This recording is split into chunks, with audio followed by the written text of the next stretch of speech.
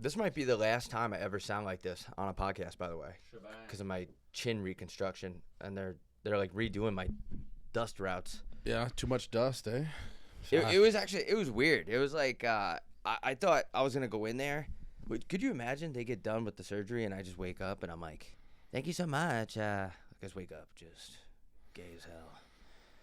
Yeah, is it full anesthesia? Are they knocking you out?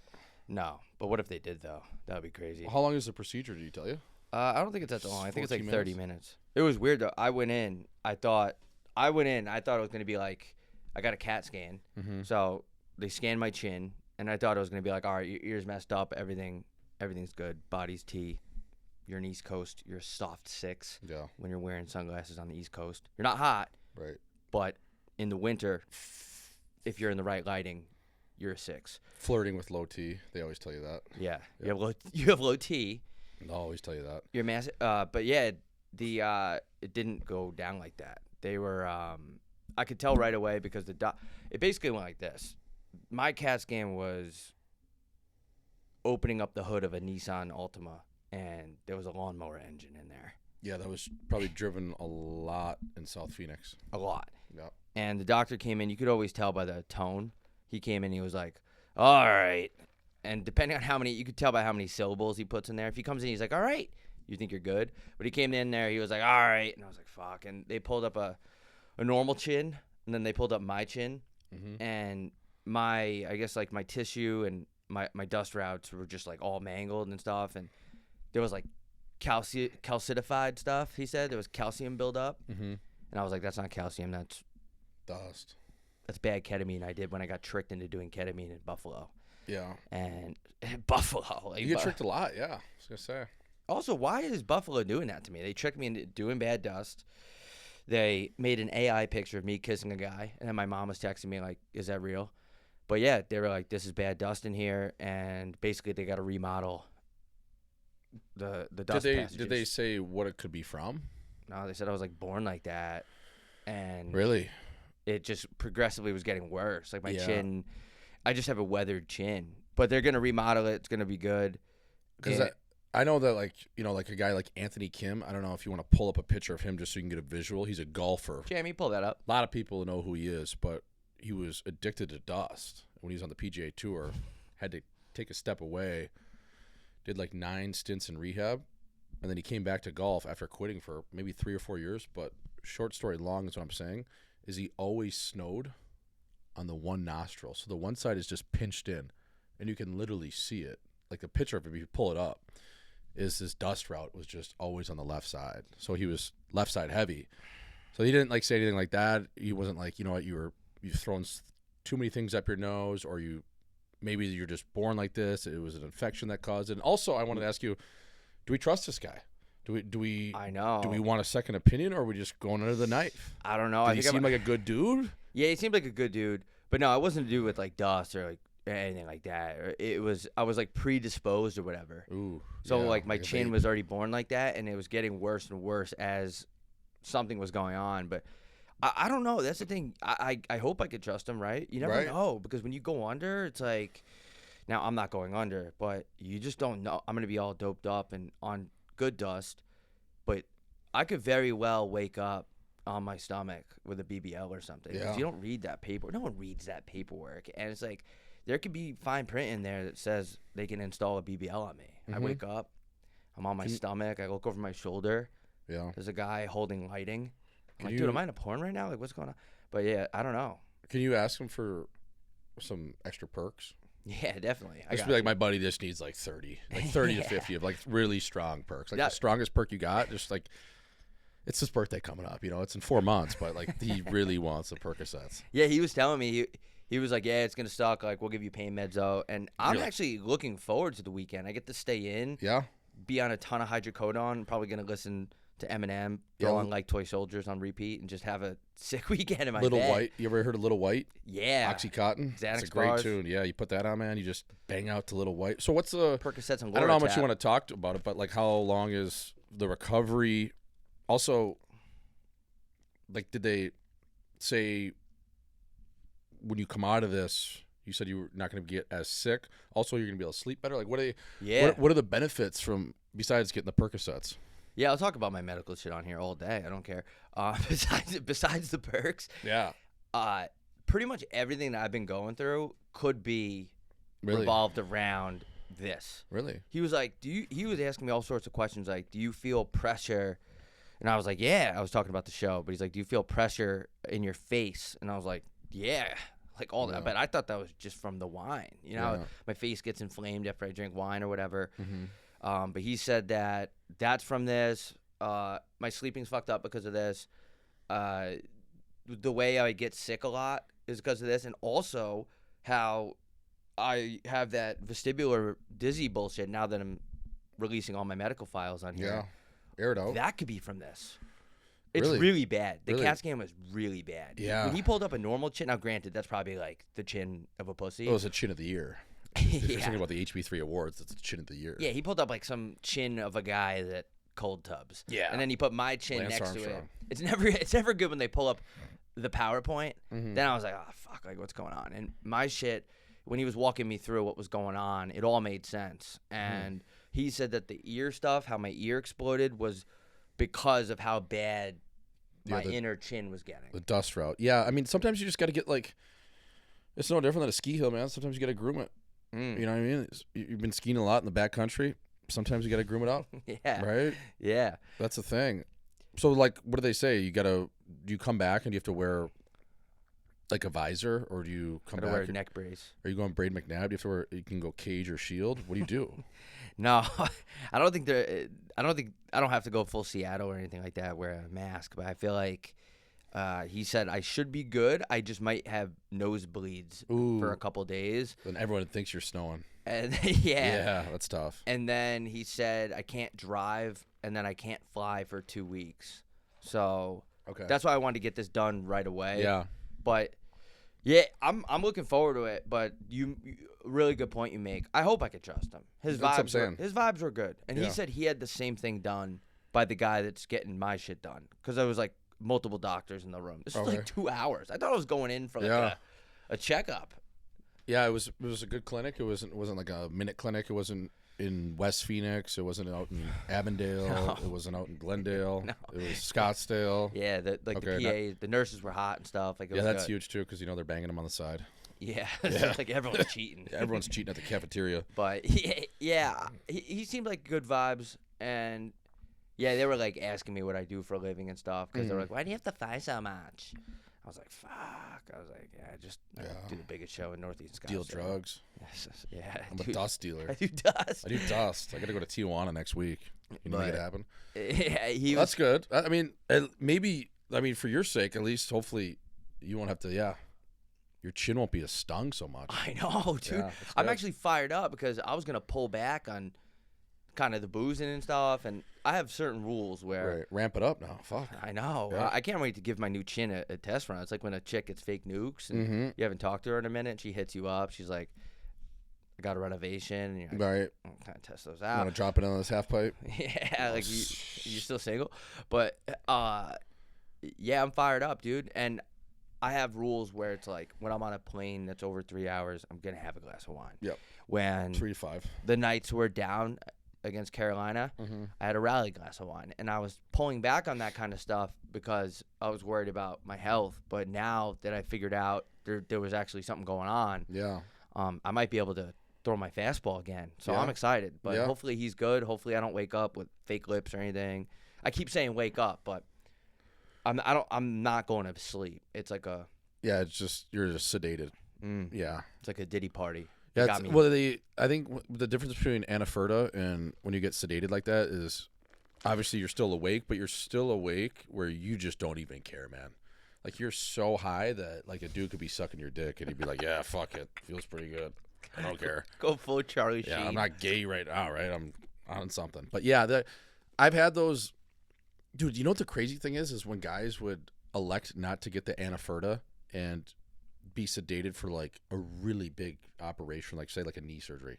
Be awake. Yeah. That's crazy. That's crazy. So they put the curtain so you can't see it, but you could literally like peek behind it. It's like one of those photo booths, where you can kind of come out of the curtain and like you could see it. Like I remember An old pro, I'm actually not going to say his name because I don't want to dox him, but he would do that. He had like 3 or 4 knee surgeries, and he would not. Because anesthesia, there's a risk that you won't wake up. You shudder. Yeah, you could just fully shudder, dude. You could. It's like a good ambo. So he would always do that. Elect not for the anesthesia and come out of that. And I remember he said like a couple times, you like look over the curtain. I'm like, dude, are you nuts? He was a European guy.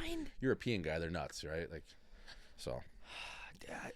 That's porn, dude, man. That's like some Black Rifle coffee drinking type of guy, that wants to. I want to be out. I don't care. Yeah, I don't care. If it's your time to go, it's whatever, Yeah, if you don't wake me up, just shake me really hard. I'll wake up. I'll definitely wake up. That annoying ass alarm on iPhone everyone has, that'll wake me up. But yeah, it's you really got to trust your surgeon. When I was a kid and I got my ankle surgery, I don't care, right? No, I'm going to the hospital of course not. Because you in your head, all the doctors, they're all the good guys. But then you get older and you realize a lot of people are bad guys. A lot of people have ulterior motives. You realize, like, ooh, this is just a regular dude who is doing this. So you do have to trust them. Like I said, there's fine print. I don't know what I'm signing. I don't know. Of course not. All this paperwork I'm signing? Yeah. I signed 19 forms of paperwork yesterday. I didn't read a single word. Yeah. Oh, yeah. Right? For all I know, I could wake up with no dick. Yeah. I mean, you probably give up at least, I would say, half of your condo. I think, you don't know what you're signing up for. Like, you give away anything. You probably give away your family. Who knows? I wake up with a BBL, like I said, and now I'm like, dude, what the fuck? And they're like, it was in the fine print, and now it's like litigation. Yeah. Now it's chinigation. Now I got to get lawyers involved. Fertigation. It's you got to be careful. But yeah, I that's a big thing. Going under that's a whole other thing. The last time I went under was for my teeth, and I woke up and I was so on dope. I was talking shit about their TVs. I'm like, you guys have the smallest TVs in this office. Get bigger TVs. And they were like, sir, those are iPads. Yeah. I was just that high that I was making fun of their iPads, calling them TVs. But so that's my iPhone Max. Yeah. iPhone 12 Max. And I was also asking for mimosas. That's a true story. That's good. Yeah. I mean, it's probably, morning, 4 p.m. Get a mimosa in you. Yeah. You guys got a Bloody Mary bar? I like spicy, bud. Get me one, fella? Yeah, it is a different kind of trust that you got to have in your doctor. But I don't know about a second opinion. When's the last time you went under? You ever go under? Just once, just for like a little toe bone spurt. That's about it. Yeah. You had to go under for your toe? Yeah, I had this like bone spurt on one of my toes, my Jonathan's toes. And I just, it was bugging me. It was like rubbing against my skate, and I had it forever. So they just put me under and chopped it off. Yeah. But now it looks normal, which is good because it was kind of weird. It's like a thing sticking out on my 4th toe, my 4th Jonathan. But yeah, man, no, I've been lucky. Knock on Damian Woody. Never really had any major surgeries, which is huge. I mean, I got the wisdom teeth out just to get the perks. Like I fully told my orthodontist that. Yeah. I said, I'll get the perks, fella. Yeah, of course. How many are you giving me? Yeah, double that up. Yeah, I'll take 120. Think about the perks too in the oxys when you're on them. I would say it's so quick. It's like more addictive than porn, I would say, when the first time you watch it. Like, first time you watch porn as like a 12, 13-year-old, whatever it is, you're going to watch it every day. Now, I would say every day. For sure. I mean, you watch it 3 days in a row, you're almost addicted. It's these pills, these pharmaceuticals, you do them for 3 or 4 days in a row, man, you're going to have a come down. And that's how I know that, all those ex-NHL fighters, how they got addicted, because it was so easy. Yeah, and it's so good. And, it's real, like, real come downs, real, just symptoms to battle through. It's not just like smoking weed or something. You're going to get fucking night sweats. You're not going to be a shit. It's fucked, man. Yeah, that would be brutal. That's like, where I would draw the line. You know what I mean? It's just like, wow, there's a lot of symptoms that come with that, especially when you're trying to quit that stuff. Yeah, for sure. Like, if I can't even sit on the John and, like, do regular processes, I'm probably going to get back on those perks. But it is scary. Isn't it wild how all that's just in a little pill? Like, what is in there? Yeah, I know. You ever think about that? It's perk. But what's in there? It's just dust. Like, if you just chop it up. Yeah, it's just, you can snort it. Yeah, you could. But it's not like a phone where you open up the phone, there's a bunch of green little, like, magnet chips, and you see. Yeah, it's not a computer. Yeah. It's not like some, like, big, like, it's like opening up a brain where there's all these different compartments and everything. No, it's just dust. It's just dust. But it works. Yeah, it works really well. Yeah, and it activates. It's really good at getting you high. How do they put that in there? Like, what's in there? Something stiff. Something stiffer than Ken Stiffy Jr. Yeah, something stiffer than vodka for sure. Yeah, definitely. It is crazy how pills work. They got everyone on them. But yeah, I mean, hopefully I don't get addicted to hydrocodone. That would be. Hydrofurta is half Percocet, half Tylenol, right? Oh, I don't know. Right? I think it is. I mean, someone's going to call us out on the comments and say we're retarded, but yeah, that's par for the course. I think the stiffest one you can get is Vicodin, and they don't really give that away anymore. Percocet, I think, and hydrocodone are pretty similar to the cut in the blend. It's like Balayage. It's like half and half. Okay. But the Vicodin, the Vikes, I think is like the most deadly. That's like the bad boy. That's like the bad. Like that's like ooh. That's You're like on the Vikes, fella. Ooh, the Minnesota Vikes. Damn. That's what Hell's Angels is snorting. You go to up there, the dirty saloon up in Cave Creek. They're snorting Vikes. That's what all the drug addicts always say. Like the guys that have done meth, they've done heroin, they've done perks, Vikes. They always say like the painkillers are right up there they're in the same stratosphere as like most addictive things to do and the biggest come down. But it makes you feel so good. Is there a way that wine and perk night on a Tuesday? Are you kidding me? Are you kidding me? That buzz, dude. I always said like the times I took the Percocets, and listen, these were for injuries. These were not for just like chilling on the couch. Not for recreation. Yeah, but the times that I've taken Percocets, I always say when you feel it in your kneecaps, that's when you know you're buzzing. Like they're light a little bit. You'll be sitting on the couch, and I don't know, man. It's like your kneecap is getting a massage, like right where you'd have like Osgood flirtas, right here. Yeah. It just starts buzzing. And you're like, ooh. Feels like an Asian lady at a blackjack table just massaging it. Like two of them. Ooh. Yeah, and it's just like. You want another one, honey? Yes, and it's just like right where you have that Osgood schlozzers, right here. You so want good. 4 hands, honey? But yeah, I never heard about that. Yeah, we'll take a perk, man, and let me know how you feel. Actually, I've taken one perk before. Yeah. I've taken a perk, and I'm not going to name who introduced me to this, but I did do perk and wine night. Oh, it's classic. And we were watching MXC. Yeah. I mean, mixing alcohol and narcotics like that is one way to get your heart to stop, in all seriousness. But yeah, if you can find that pocket where you don't die, it's one of the best buzzes of all time. Yeah, you play Fortnite with the boys, just buzzing, dude, and you're just in flow state. Yeah, I had an old school coach look at me one time, and he would be like, oh, perk and beer night? Nothing better. 2 perks, 6 beers, drive home. It just sucks how it's so bad for you. Like, why can't they just make it? Oh, dude, that's so bad for your liver. Like, it cannot process a perk. You know what I mean? Your whole system can't process a perk. Just because it doesn't. I mean, why can't it's so process heavy. It? It's like heavy porn. It's like a husband finding out his wife cheated after 20 years. He just like can't process it. Yeah, he just can't. But yeah, it's heavy, man. It's like it's like a sumo wrestler. Heavy. But there's got to be a way, right? Like what goes up has to come down.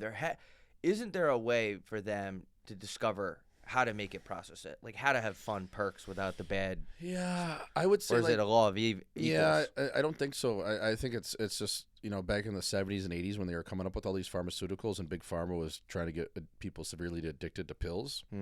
I think they knew what they were doing and they made something that stiff, and that's why they outlawed dope. Man, dope back in the day used to not be that stiff. Now today, like you can take one hit of a dab pen and you can be a schizophrenic. Yeah, you take one hit, you love Burning Man. Right. Nothing matters besides getting those tickets. So the thing is they made those, the pills so stiff to push them on people, and then obviously made dope like, you're the bad guy. Like you're locking people up for slinging dope. Crazy, man. So all I those think black guys in jail, it's not fair. Yeah. So I think like to tie it all together, if you're trying to get off, and now this is a Alcohol Anonymous class and also a drug rehabilitation podcast. I think if you're trying to get off the Percocets, dope would be a better answer. Like take weed.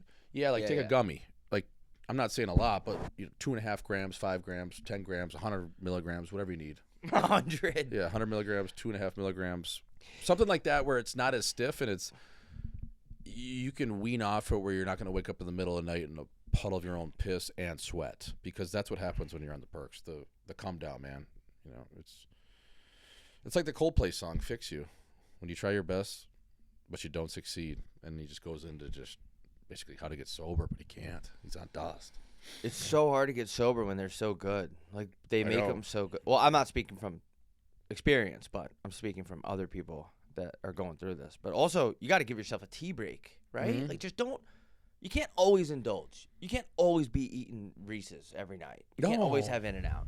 It's the same thing with drugs. You gotta perks in moderation. Yeah. I mean, I truly think the meaning of life is to manage your addictions. Well, think about it. Stay away from try to manage what you really love that's bad for you. Think about it. Home by 3 clips. Make a graphic of that, please. Think about that, though. That's a lot about life is managing your vices. If you really think about it. Yeah. I mean, what else? Not cheating.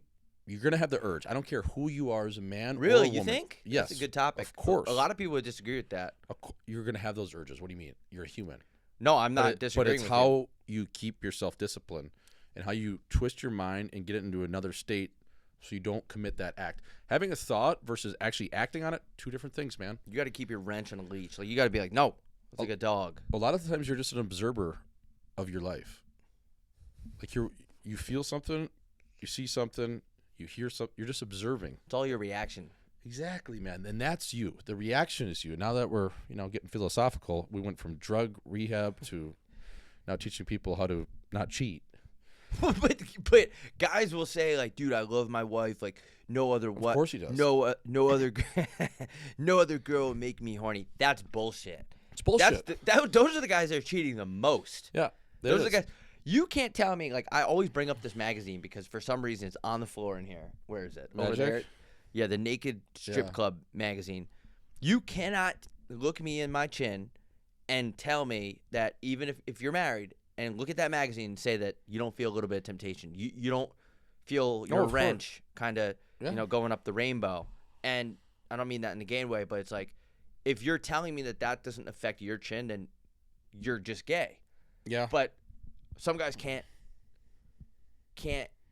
keep in that temptation, and then everyone's cheating, right? I mean, everyone's cheating anyway. You go to even if you don't cheat, which good on you, and you go to strip clubs, you're going there for something. You're going there for validation. You're going there to see some ass, some titties, and then you're going there for validation because you're going to take her to the back room and pay her a certain number to sit on your lap and get jerked off, and that's what happens. And then, but that's cheating, though. Well, yeah, to some guys it is, and some guys it isn't. To me, it's in between. So you're saying, is cheating subjective? Yeah, but like depends on the relationship. Yeah, like cheating, like managing what your addictions and vices are, or being disciplined enough to stay away from them. So whether that's in a relationship, or if you're, some guy that, maybe is a heavy gambler, but you manage your gambling addiction, so you don't do it all the time. Or if you're addicted to sugar, you manage how many times a week you eat candy. Or if you really love bread, you're not going to eat pasta every night, otherwise you're going to be 500 pounds. Yeah, man. So like the thing is life is just all about just managing the negatives, really, and that's what the positivity comes from. I think really, like, think about it, like, if you don't have any underlying health issues, but you're fat as fuck, you're addicted to either sugar or bread. It's one of the two. It's one of the two. Or you do both. You drink and you eat bad. So, yeah, man. That's life, though. That's just fucking. It's managing the bad. Some that guys becomes positive. Yeah. Some guys, it's managing stress too. Some guys have to go to the strip club. Sorry, we're still talking about strip clubs. I just wanted to check the cameras and shit. I'm like OCD about this right now. But yeah, no, you're right. That's the thing about fat people too. Is like they'll be like, I'm big boned or I'm whatever. It's like, okay, your bones could be bigger. Let's just hypothetically say you were born in the Amazon rainforest and you're one of those like tribal guys with big bones. Bones, it's ace. We see what's going on. You're not hiding it. You're eating Snickers at night. Right. You're snacking. You're buying the 100-calorie pack of goldfish, but you're eating 10 of them. Yep. The proof is in the pudding. There's no hiding what's going on. You're eating a protein bar that you think's good for you, but it has 500 calories in it. It also has canola oil. It also has soybean oil. It also has a ton of peanut butter in it. The thing is like, okay, if you're big boned, I get it, and you don't. Again, we're just speaking on people that don't have any underlying health issues. You say you're big boned, right? You don't have to be big boned to be 432 pounds. You could be big boned to be 229 and tickle the twine. Mm-hmm. Yep. Right? So you could cut yourself in half. You don't have to be 500 pounds. You could be 250. so much of it is diet too. The people don't realize what you're putting in. That was my problem. When I got to my fattest, I was in denial for a little bit. Like, what the fuck? Like, why am I so fat? Yeah. And I really started thinking about, what am I putting in my chin right now? And I was thinking about it, and I was like, oh, yeah. Like, I did have Jersey Mike's. Oh, I did have 42 drinks over the weekend. Oh, I did have In-N-Out. And it's like, it's my fault. Then you self-reflect. But a lot of people don't do that. You know that, remember the jersey swap like 2 years ago at Hot Chick? Yep. It popped up, no Diddy, on my phone, you know, because when you scroll over, it's How like, fat was I? yeah, you had a barrel. I was fat. I know we had 20 drinks that night, so everyone looks like they have a barrel at that point. But yeah, man, I was gonna send it to you, but I figured I didn't want to wreck your day. Do I look that bad? It would take me a while to find it, but you look like a little meatball, man. Why was I taking my shirt off, dude? Yeah, you're drunk. Yeah, but like, I've never had any sort of confidence ever. Actually, I do when I'm drunk. Yeah, so that makes sense. That checks out. Yeah, usually, I mean, you had a good streak there. I mean, I would say you were 3 years into taking your shirt off at that point at the bar, right? For sure. It's all blended together. For me, so you would know better than me. Yeah, I think so. I mean, you caught me at the tail end. Yeah, that's what I'm saying. So you were probably 3 years in. That was probably gotcha. year 3 or year 4, whatever it was. Yeah, I was a fat little bitch. Yeah, I mean, it wasn't that bad, but I was like, yeah, you were probably almost 200 maybe. The fattest I've ever seen was it was Christmas 3 years ago, and I was 197 on the scale, not naked. Yeah. So I was probably 196. Yeah, that's a good effort. That's the biggest I've ever been. Yeah. I've never seen the 200 ever. Yeah. That would be crazy. That would be big. I've talked about it before, but I remember when I was hurt one year in Chicago, and I was just so mad I wasn't playing because I was just, injured or whatever. And I would come back and I would like take a gummy, or I would, maybe drink a little bit. And my roommate at the time would put snacks like right next to me on the couch, like just like put a bag of chips and then like go to bed, or like, slide out and put like some gummy worms or like some popcorn or whatever. On purpose? On purpose. To beef me up. Like he was trying to make me fat. And I got up to like 209. Oh my God. But at the time I was playing at like, it was only my first or second year pro. I was pretty skinny, man. I was playing at like 190. So I was like, 20 pounds overweight just because this asshole was pulling this stunt on me. And then I finally figured it out. I'm like, I just step on the scale. I'm like, yeah, I'm not skating, so I'm going to be a little bit up. But like, why am I 208 pounds today when I step into the gym?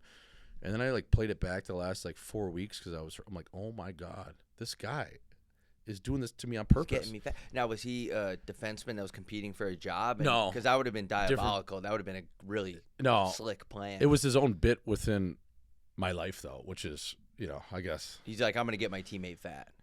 Yeah, he thought it was pretty funny. It is funny. It is funny, but I was like, dude, are you serious? And then like we talked about it after the end of the year. I'm like, that took me like 2 months to work off. I was like, what are you doing? Why are you getting me fat? And he just thought it was like so funny, but like, dude, I'm trying to make the NHL. I mean, I know like you can lead a horse to the water, you can't make him drink it, but if you're putting a bag of goddamn Cool Ranch Doritos right next to me, and I don't even really snack that much, man, to be honest. But you're high. But I'm fucking high or drunk. So I'm gonna muck it. I'm like, dude, what the fuck was that? And he just like would laugh. I'm like, well, that's kind of bullshit. I'm like, dude, don't you want to win? Yeah. Like, how are we gonna win the Stanley Cup if you're getting me so fat? So funny. What the heck, dude? Yeah, it took me. That's hilarious. It took me a couple of weeks to work that off, but yeah, that was probably the heaviest I've been. The fat. Now, so, how was your frame though? Like, did you have a barrel? Yeah, it just goes to my. It just goes to my barrel. You go straight out barrel. See, yeah, mine it doesn't go to my face, or it just goes to my barrel. Man, I get like these Diddy handles on the side of each of my body. That's where it goes. Like with me, it's bad. I was so fat, dude. I don't even know how. Like I'm not saying I was like cleaning up and getting pussy and stuff. But right. I don't know how any woman would even entertain a conversation with me. Is what I'm saying. It sucks when it just goes straight to your. Like I'm a guy that if I'm gonna put on weight, it's literally just like belly button out like that.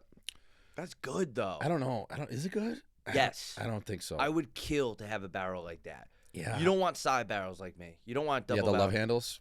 You don't want that. Yeah, the fascination love handles. You get on a horse. Yeah, you look like a man. You look like such a little. People bitch, put it dude. like just hopping all around. Some people put it on right here, like right on your gobbler. Yeah. That's tough. I would say the gobbler in the face, like when your face gets puffy, that sucks. I would say my face gets really bad. I would say the best place to put it on is honestly your back. Some people will put it like back here. There's fat. I don't get it up top, but it's the love handle too. The back fat. Ooh. Back fat. You can hide it better. You can wear just a size up in a t-shirt. You go from a medium to a large. Not terrible. The front barrel though, I don't know, something about it, man. If you got to take your shirt off and it's just like a bowling ball, you know, like a but 12. that's like cool though. Is it? Yeah, women even like that. Women like that? Better than really the love handles. I would say I think the gayest thing you can do as a dude is have like a 12-pack. Like that's just too ripped. Yeah, too ripped is gay. Man, like you don't about this. You don't party. Like you don't have fun. You don't indulge in anything. Yeah. I would say a respectable 4-pack, fine, whatever, but don't be too chiseled. Like look like you. I would say the optimal body fat percentage would be like 10%. Don't be like 4%, dude. That's so gay. Like you're one of those guys. You're one of those guys that's just obsessed with run clubs. You do CrossFit. You never eat carbs. Like, dude, that's gay. Yeah, you hit on drunk girls that are too drunk, and you're not even drunk. You're a predator. You're basically a predator. Your whole life is revolved around how you look, how your stomach looks. Like that to me is just. I think it's weird. I think dudes like that like dudes more often than not. Oh yeah, but I think it's weird. I think chicks don't want that. No, I was just talking to my sister, who is the official chick correspondent of my view of the world, and because I'm not going to talk to my mom about this stuff, and she was saying that when she sees a guy, I don't know if she wants me to say this, Jamie, edit this out, but when she sees a guy that's like too jacked and like too chiseled, it in her head it sparks like, what's going on? Right. Like, why does this guy care so much? Does this guy ever have fun? Why is he so disciplined? Yeah. So she was basically saying that it's a red flag if you give a shit so much to where you look like that. Right. Yeah, the only reason why I try to work out every day is because my make and model, for whatever reason, if I don't, I'd be 230. I just would. I love to muck. You know how much I love to muck. Yeah, you eat a lot. I work out just so I can muck as much as I do. So I can take it down a chicken parm as long as my arm whenever I want and still be sub 200. I work out to maintain and so I can drink. But I've seen you eat. I saw you eat 3 entrees at Cheesecake Factory. Yep. And they were awful. So bad. They were awful. Yeah. That chicken, dude, that chicken. That was nasty. That breading had breading. But one entree at Cheesecake Factory is already like 3 entrees. Yep. So you essentially had 6 entrees. Yep. Entree 3000. Entree Agassi. It was bad. I don't remember what I had.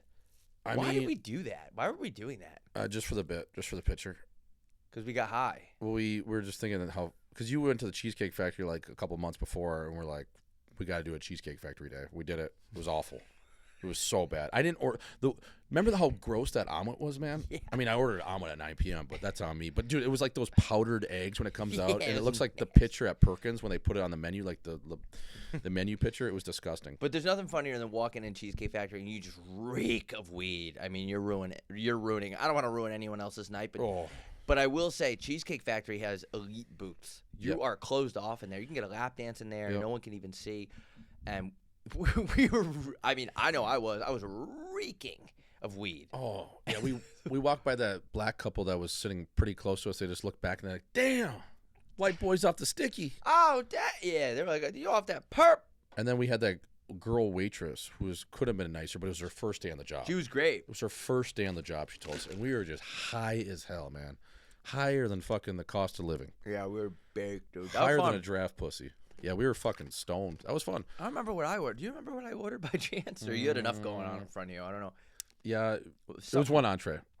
You got maybe the steak tacos or something else. Yeah, I think I was the steak tacos. Yeah. Steak tacos. Which is probably their best thing on their menu that's longer than the Bible. But if they're not hot, which a lot of times they aren't, they're not very good. Hot if they come up just like warm, like you know, a lot of times that shit will sit back there because they just have so much going on, man. Yeah, and I ate all that bread too. Their bread and butter game is good too. I'm a Cheesecake Factory guy. I know it's disgusting, some of the stuff. Yeah. But the vibes and the aura. I mean, man, they got 60-foot ceilings in there, dude. Yeah. That's a vibe. They got a stripper pole back there. Yeah, hell yeah. Like those booths are. You invite some babes back there, like it's a party. One day we should get so stoned and have a guy. Well, we don't have anyone that works for us, but if we did have someone that could sit there, and we should try to name as many items on the food menu at a Cheesecake Factory and go one-on-one until whoever wins. But we got to be stoned. I'm down. That'd be funny. Yeah, because there's so much on the menu, dude. And you can name all the different cheesecakes, but we need a guy with the menu so, you can obviously sign off on it. I'm down to do that. That'd be funny. That'd be fun. They have so much stuff. I think we should also find a way to do like a live stream of a kitchen tour of a Cheesecake Factory. I want to know who's back there making all this shit. Mm-hmm. Could you imagine, like, they got to only hire people with ADD, OCD. I can only imagine the amount of Adderall flowing in the kitchen of a Cheesecake Factory. Like, bro, imagine being the chef. And you're like, okay, we got the chicken linguine coming up, whatever, and you make it. Yeah. And then 2 seconds later, someone's ordering a T-bone steak. And then 2 seconds after that, somebody wants a cheesecake. Yeah, club sandwich. Sandwich or an omelet. Yeah, you go for an omelet, then you go for, barbecue shrimp, and then you got to toss something like an Asian Korean salad. It's just, and the crazy thing is, too, is it's a scratch kitchen, so they say. So they just, everything, they use just basically like, one pot and pan the whole time. Do you think there's ever a time where they don't have something in stock on the menu and they just hope no one gets it? Probably. I find it hard to believe they have all that back there. I just, how could you just make all of that and you just get, I think I find it hard to believe that a lot of stuff isn't pre-made. You know what I mean? Some of it's got to be. Some of it's got to be like pre-made. The lava cake is heated up. The lava cake. I'm saying like some of that pasta though just comes like in a bag with like the bullshit shrimp, because the shrimp is like really small. That's how you can always tell it's been frozen for like 4 months. They're shipping it in from Russia. I don't know. That's a good question. Yeah, why is there so much shit on the menu? There's going to be a time where the Cheesecake Factory just can't do it anymore, I think. It's like, I feel like it's a cool business model because they basically said, let's appeal to everybody. Right. Let's get everybody in here. Like, if you're a chicken place, you know who your clientele is going to be, right? It's going to be people that have, I don't know if this is racist, but whatever. Fake chains. More melanin. That's more. So, but anyway, my point is. Eli Melanin. If you have a. It's a smorgasbord. It's a charcuterie board of restaurants. Right. It's Taste the Rainbow. We got every flavor. It's the Baskin Robbins of fine dining. 31 flavors. Is. So do you think? Well, your question was if they're going to run out or be able to do it anymore. Well, it's just I think they're doing okay. But I just think like in a world where everything is just being simplified, is there going to be a world where they cut back? Everyone's cut back, dude. You talk to sponsors, they're cut back. You talk to major networks, everyone's cut back. Relationships. It's cutback season, It is cutback season, right? For single like for the summer. Pavel Datsyuk coming out of the corner. It's cutback season. It would be interesting if we had a Jamie in here. Jamie, pull that up. We could look at the revenue and see how they're doing. But I think also this one buzzes. It does buzz. Yeah. Oh yeah. The guy. That's why I go to the bar there. Yeah. The guy who works at the bar at that Cheesecake Factory, unreal. I gotta admit something now. Mm-hmm. I did something pretty shitty. I was in there, and I was drinking rum and coke. This is during my rum and coke phase. I was a little drunk, and I noticed he kept looking at the TV. And I was like, you got a bet on this game, bro? It was a Lakers game. This is like a few months back. And he's like, yeah, I have the over. And I was like, that over's not hitting. Yeah. And you know why I knew that? Because he said it's in a parlay. Ooh. And every leg is hit, and all I need is this. Yeah. So you know what's going to happen? It's not going to hit. It's not going to hit. So what I did, and I'm really sorry about this, but this is an authentic podcast, and I'm just going to say it. I went on DraftKings. Hammer the under. Slammed the under, and it hit. Max bet. For a lot of money. Max unit. Yeah. But I tipped him out really good. Yeah. And I think my tip was actually more than his bet. So I didn't feel that bad about it. I didn't tell him, but I did fade him. $14. You gave him. Won 2,000 and gave him 14. I won a lot. I won a good sheet because I only bet like that when I'm drunk or whatever. That's smart though. If you think about it. I did it because of what he said about the parlay. Yeah. The parlay. Oh my God. Parlays, dude. Low T bets. Low T. I haven't hit a Prize Picks in like 2 months, by the way. Shout out to Prize Picks. Shout out to Prize Picks, man. Shout out to Prize Picks, dude. My brother works in Vegas, and shout out to Prize Picks. He said that everybody that's a winning bettor or knows what they're doing, just straight bets. That's it. And all the suckers, parlays. George straight bets. But it's gambling, dude. I mean, it's just tough. It's just a tough league out there. Like you but there is. I get why people love it. Yeah. Because when you win, it's pretty good. It's great. It's good, you know? It's just a lot of people go full lottery style where you're not going to win and they get hooked on the parlays, man. They want to put in a little and get a lot. And it's just the scenario is it's already hard enough to win one. Yeah. It's hard enough to win a money line. And it's like, let alone, you got an 8-legger and you're on dust and you're telling your boys, like, oh, this is going to hit. Yeah. All I needed was this. And, I mean, how many fucking times does some jabroni tell you, oh, dude, all I needed was this? It's like. Yeah. It's like the fish on the line. It's more impressive losing all of them than only coming down to one because that's how parlays work. Of course.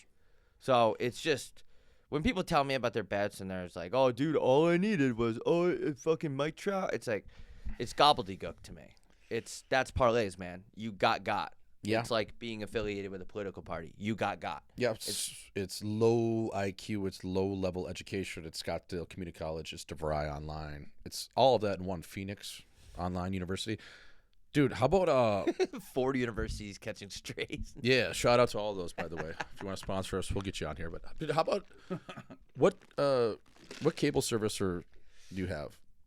Do you have DirecTV? I'm one of those assholes that has Hulu, Fubo. But do you have do you not have like a basic cable No, or I a DirecTV? don't. So No. right now DirecTV is in a dispute with ABC, and you cannot watch anything on ABC. So what's on ABC? Well, some of the Stanley Cup Final games have been on. Oh my god. And all of the finals for NBA. So you can't watch on DirecTV because this building I'm in has DirecTV, and you just kind of pay like a lump sum. You can't change it out. I can't even watch the finals game unless I go on my lapper. Oh my god, man. Like, how retarded is that? And I remember like 2 years ago, they had the same dispute. I don't know if it was with ABC again or Walt Disney, so ESPN. They're all connected. Yeah. But isn't that insane? It's like, it literally, when you go to that channel, it says, we apologize. We are in, a domestic with ABC. That sucks. And like, you know what I mean? So like everyone that watches DirecTV right now or has it, which satellite is awful, but that's what this building operates in, they can't watch it. I wonder how many people actually use DirecTV anymore. I mean, DirecTV is just... It's all the old people. Oh, it's fucking horrible. So what do you do now? Is there a time frame on this standoff? Well, I've only been home for 2 of the finals games, and I think it just started like maybe on Tuesday, maybe Monday. I don't know. I wasn't here, but yeah, I've just been watching on my laptop, or I gotta go to a bar, get drunk. Yeah, you have to. But isn't that crazy? Just like, dude, figure it out. Like, you're gonna rob us of the finals right now? DirecTV, like on DirecTV, dude. You guys are so gay. Just fold. No one gives a fuck. Just fold your company, dude. Sell it. It's not worth anything. No one cares. No one. I don't know how advertisers pay for commercials on TV. No, that does not work. Should be paying us. I know. That's what I've been saying. Think about like a channel, like some random channel on DirecTV or basic cable, Charter Spectrum, say. A clip on Instagram is going to get more views than that channel does in an entire day, month, week. So why are you paying to be on there? I don't get it. I think it's just people that are just born in the 50s and 60s that still think that TV runs the show, which some TVs still does. The powerhouses will. But for the majority, no chance. All the money is on your goddamn phone. I would love to see what channels, with our Instagram, how many views we get, like, on the page. Yeah. Monthly. Yep. How does that shake up with the average channel on DirecTV? Because the average channel is not getting that much views. Like, the soap operas, like, you ever see those? How are the actors and actresses even getting paid in those? Who's watching that? I think they pay to be on there. I think that's they pay to be on those Who's shows. watching those soap operas, dude? No idea. And it's the same shit every time, bro. Girl, Latina woman's crying on the couch. Husband comes home. He's like, what happened? Yep. She's like, I found out you cheated on me. And he's like, I wasn't cheating. I'm doing a ballroom dancing class because I'm going to ask you to marry me. And I would need to know how to dance. She's like, what? We're getting married? It's the same thing. And then they get back together. Yep. And then it switches to a Viagra commercial. Yeah. And then who's watching? Yeah. Then he comes home again and she finds out that he was doubling down and is actually cheating on her. And then she opens up the drawer of knives and starts throwing them at him. And that's where it ends. And that's where love stops. But I don't know, man. I would be interested to see, like, they can't be doing more than 100,000 views a month, some of those channels. I agree. Yeah. So that would without a doubt. be You go to like if channel you- 17. Like what even is that? yeah. So if you did 100,000 views a month, you would be averaging 3,000 views a day. Basically, there's no chance. And then think about all the people that get up and take a piss during the commercial. So it's not like you have all those eyes all the time. No, and it's also, I mean, I would say the only places you're really getting views on basic cable and on some of those networks, midday soap opera, that the actors are literally, shelling out their own dough to be on there. I would say that those, just like assisted living homes, would be the only places. Those are just gonna be like mindless shows on the background because those people are so senile that are in there that they don't even know that they pissed themselves, let alone what's on the TV. But they can't even buy anything that the commercial's selling anyway. No. Because they're halfway to Jesus by Yeah. then. And then you got the workers stealing from them, like, your mom, you go see mom and her Rolex is missing. The next time you go in there, the Cartier bracelet you bought her, that's gone. Like, fucking just take my dignity while you're at it. It's just, Dude, not homeless. The homes out here are nasty though. oh yeah, The shelters for the old people or whatever. What are they called? assisted living homes, yeah. They're Nursing nasty. homes, Darnell Nursing. Yeah, How is Darnell Nurse making 9? I don't know. Sign it a good time. Woo! But anyway, the nursing homes, there's some in Tempe now. They're like high-rise buildings. They got pools. They're sick. Yeah, They're dirty, dude. They're so expensive, like $20,000 a month. This must be the mecca of Just nursing fucking homes. kill me. Yeah, Oh, yeah. I Shoot would me say directly that in the head, man. here or like outside of Naples for sure. Yeah, nipples are here for sure. Like we're in the nursing home belt. Yeah, It just goes from Arizona, fucking. yeah. It's literally a belt. It's a bow. It just ties here from like the western side of Florida. all the rich assisted living home people move here in Florida Yeah, because like the weather. You're living large. If you're like 92 and you got chronic sinusitis like me, and you have a little bit of bread though. yeah. I would. Shit, man. Palm Springs is in there too for sure. I would say Palm Springs might outweigh us a little bit. We have more population here, but I think the Hotter chicks. hotter chicks and the median average age is definitely lower here than Palm Springs. Yeah. Palm Springs, the average age, man, like 68. It's like Ken Hitchcock and his buddies hanging out. It's a lot of grunting. It's a lot of ugh. Yeah, just Assisted living homes would be, dude. oh, dude. What is going on? Like imagine that, dude. You're in an assisted living home and they stand you up off that walker, that Brandon walker, and like they literally like have to like spank you with a belt to get you to piss. You know what I mean? Like Get you down to go to the cafeteria. Yeah. Well, I mean, your bladder doesn't really work, so like they're just like hitting you with a whip to make you piss in the back. You're kind of like bumping. Some Venezuela guy is on your back with Yeah. like a jockey, like fucking just hitting you. That would be tough, It's man. like a dormitory. It's like you're at a campus for just old fucks. Yeah, it's kind of. I mean, the evolution of the chin, man. Right? And we've talked about it before. I know man. it's crazy though. You grow up, you need help, and you die needing help, and you just hope to have that good median pocket of some good years in there. 'Cause it goes prime. quick. Good years and good beers, and maybe if you're on the other side of the fence, some good queers. Yeah, those are nasty. Yeah, What are those? they're not off the rack. I don't know. I've had them forever. Yeah. But yeah, the assisted living there's so much. I wonder if they level it out. Like if you come in assisted living, you can still golf a little bit. You still got a little bit of a brain. I don't know, They man. put you on the higher floors, then they put like the fully retarded people on the first floor. I wonder how they delegate. Yeah, Put all the hot people up top. You're on such a schedule, man, where I don't even know if you get. It's basically being in jail. Really, it's like being like at a summer camp, but it's year round. It's like being at a really strict Catholic school. It's you're so regimented that you don't what you're gonna do every day. You're gonna wake up, if you're lucky to even know where you are, You're lucky to wake up. and you're gonna go downstairs and play Go Fish, and then you're gonna go back up to your room and hopefully grease out of shit, and then you're gonna have some processed food for lunch, I hope and then you're gonna go back downstairs and watch, Porn. not maybe some porn, but Seinfeld. Larry King on the TV and get mad about politics from 1 to 4 p.m. Then you're gonna have a really early dinner, and that's gonna be some dog shit brisket or some beef stew, and you're gonna go back into your room and fart until about 5:30, and then pass out. That's kind of your day, Like is that even worth living, man? No. For sure. That's not living, dude. We've talked about this before. That's not living. Take me out back. I'll be calling in. I'll be hoping like Saddam Hussein just bombs the shit out of the place I'm living. Like just nuke me. Yeah, I don't know. I'd be putting plastic in the microwave in the cafeteria and putting it on like 300 minutes and standing right next to it, just hoping it explodes. I know. It's cool, like, the people that are, like, that actually make it, though, like, defy all the odds, and they're, like, 90 years old, still working out. Like, that would be sweet, man. You're still with it. You got some really hot young girlfriend who's, like, 72. You're like, damn, dude, this is sweet. I'm 90, but she's 72. Yeah, she hasn't hit menopause yet somehow, and she's just horny as hell. Yeah, somehow she's, like, still could have a kid. That'd be pretty cool.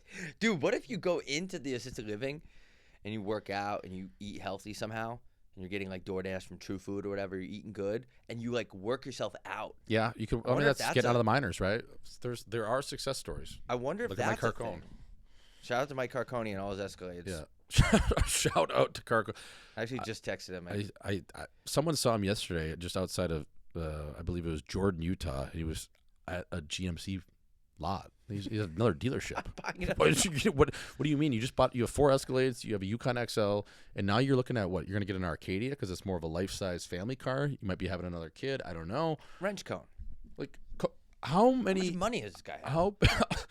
How big is his garage? Like, does Mike Carcone have a 9-car garage? Where does Mike Carcone park? Does he park his car like literally in the back of his yard by his pool? Jamie, pull up Mike Carcone's address. Can we go to Can we pull up Google Earth and go to Mike Carcone's house and drop a pin? Let's check it out. He like bought a teardown, or he bought a house that needed remodeling, and it's an open garage plan. It's just half the house is a garage. How sick would it be if he just like bought like a section of a Costco lot and just put a garage on it for all of his cars? Why does he have so many Escalades? How many? He has 4 people in his family. He has 9 cars. And it's not like they're old Escalades. Like, no, he's buying brand new Escalades every other week. Right. He might have $2 million in cars. That's fucking sick, though. He's nationally. Shout out to Carcone. Shout out to Snow Cone, man. Snow Cone's the best. Yeah. I took a picture of an Escalade behind me today. I go, "This you?" And I don't remember what he said back, but yeah. That was a hilarious graphic, by the way, that he reposted too. I think it was it Home by 3 Clips or Chin Airways posted it, one of the two. I can't remember. Those guys absolutely fire. Shout out to both those. Chin Airways, yeah, they had me getting air lift I saw that. off the Dust Mountain yesterday. I saw that. Yeah. By the time this drops, too, people will see us. We're going on ABC 15 News tonight, but you're going to see this tomorrow morning because we're trying this new thing. Trying to Mr. Beast our way through the algorithm where the quality is better if we pre-record and don't go on Rent Stream. And I don't know. The episode, I think, did pretty well that we did on Tuesday. No, it's decent. Yeah, I think it's doing all right. Yeah. Somebody commented, they're like, Gucci finds a new reason why you guys are shadow banned every day. It's because that's because there's a shit ton of factors of like what goes on. But yeah, we're trying a new method. The clips are going to be cleaner. They're going to be crispier. The quality is definitely going to be better. Yeah. So sorry about the live chat and all that shit, but we're trying this out. We're going to see how it shakes out. We're trying it out. I'm going to do an ad read for Obi Watch Group. Okay. Obi Watch Group, folks. You're looking for a luxury timepiece. Go over to Obi Watch Group on Instagram. Talk to our boy Luke, and he will get you fixated with whatever you need. Luxury watches. She ships U.S., Canada. He shipped over 1,000 watches that are in the best quality you could find. So go check out Obi Watch Group. Talk to our boy Luke. That is on Instagram. Get a hold of him. You can set up a call. You can talk to him via email, StreamYard, Microsoft Teams, whatever you're into. If you're in that corporate world of bullshit, Obi will take care of you, and he will get you doctored up at the best price and the best care and also best quality timepiece in condition he can find. So you like Rolex? Heard of it. You like APs? Good. You like Patek? Not bad, fella. Or Omegas or anything like that. Cartier. Father's Day coming up. Hey, maybe you got a little cheddar. Maybe your dad's like, well, I just want to buy a Sprite, Rolex Sprite for myself, or a Batman, or a Pepsi, or a root beer. Obi's got it, fella. So go check it out on Instagram, Obi Watch Group. I was talking to him the other day. I was like, dude, when we signed for $300 million, you are actually going to be our watch guy. I'll buy one from you. We'll get you a sale. So I will too. we're trying to re-up with this guy, and he's also just a good kid. So he's starting his own business, which is really sweet, just like us. Go check it out. I mean, that's all you can do. Little wrist candy fella, juice. Yeah, man. Shout out to OB Watch Group, and also, you know, a lot of times we get on here and we'll joke around when it comes to sponsorships and stuff. But in all seriousness, we're not gonna have somebody like this present the show if we don't fully trust them and fully endorse their chin. So, I'm gonna buy my watch from him when, like you said, when Saudi Arabia offers us all that cash, go straight to him, be like, bro, I need a Daytona, rose gold. Actually, I don't know about rose gold. How do you feel about rose gold? I like rose gold. I like the. I think I was talking to my dad about this the other day. Maybe not the other day, but the other month, and we were talking about gold watches, like the John Mayer. You know, sick. I think gold watches look good on black guys. I think they look good. I think I could pull off a gold watch because half the year with my tint. But if you're like pale skin, the gold watch, unless you're like a really Italian type of guy, I think silver's the play. Rose gold I like though. I would do the rose gold for sure. Depends on your aura. Like Tyler Ennis's name drop. He has a dope gold watch. Fucking nasty. Yeah. Man. He looks sick with it. Gold's sick, man. Like, it's sick, dude. He's the man. We got to get him on the show. But yeah. We're waiting to get him in person. Shout out to Enzo, man. But yeah, I it does depend what your vibe is. Right. Like I think if you see a rich black dude, more often than not, they got the gold on, which is juice, or the silver, but it's got the diamonds on it, which is also sick. I could never. I don't think I could pull out the full freezer like that. I don't think I'd want to. And you know, that's pretty cocky. Mm-hmm. But the gold's sick, man. Gold is juice. I love that John Mayer watch. Yeah, that watch is sick. It's like what is that? Like 90, I think though. 90,000. Yeah. How are you?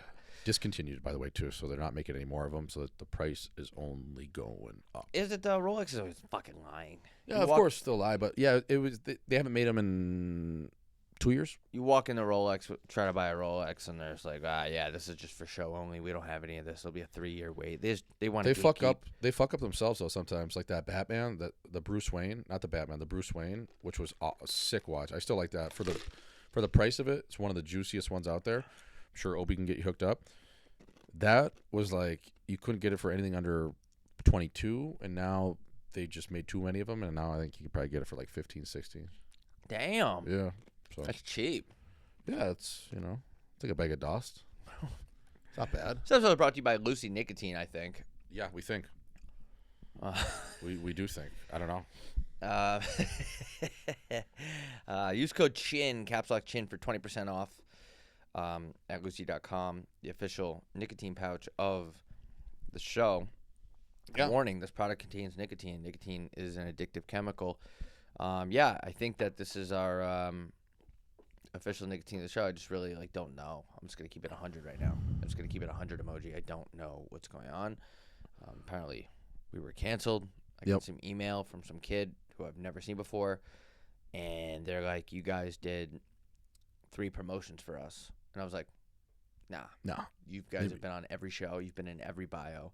We've done multiple reels with you guys tagged, over 6 a month.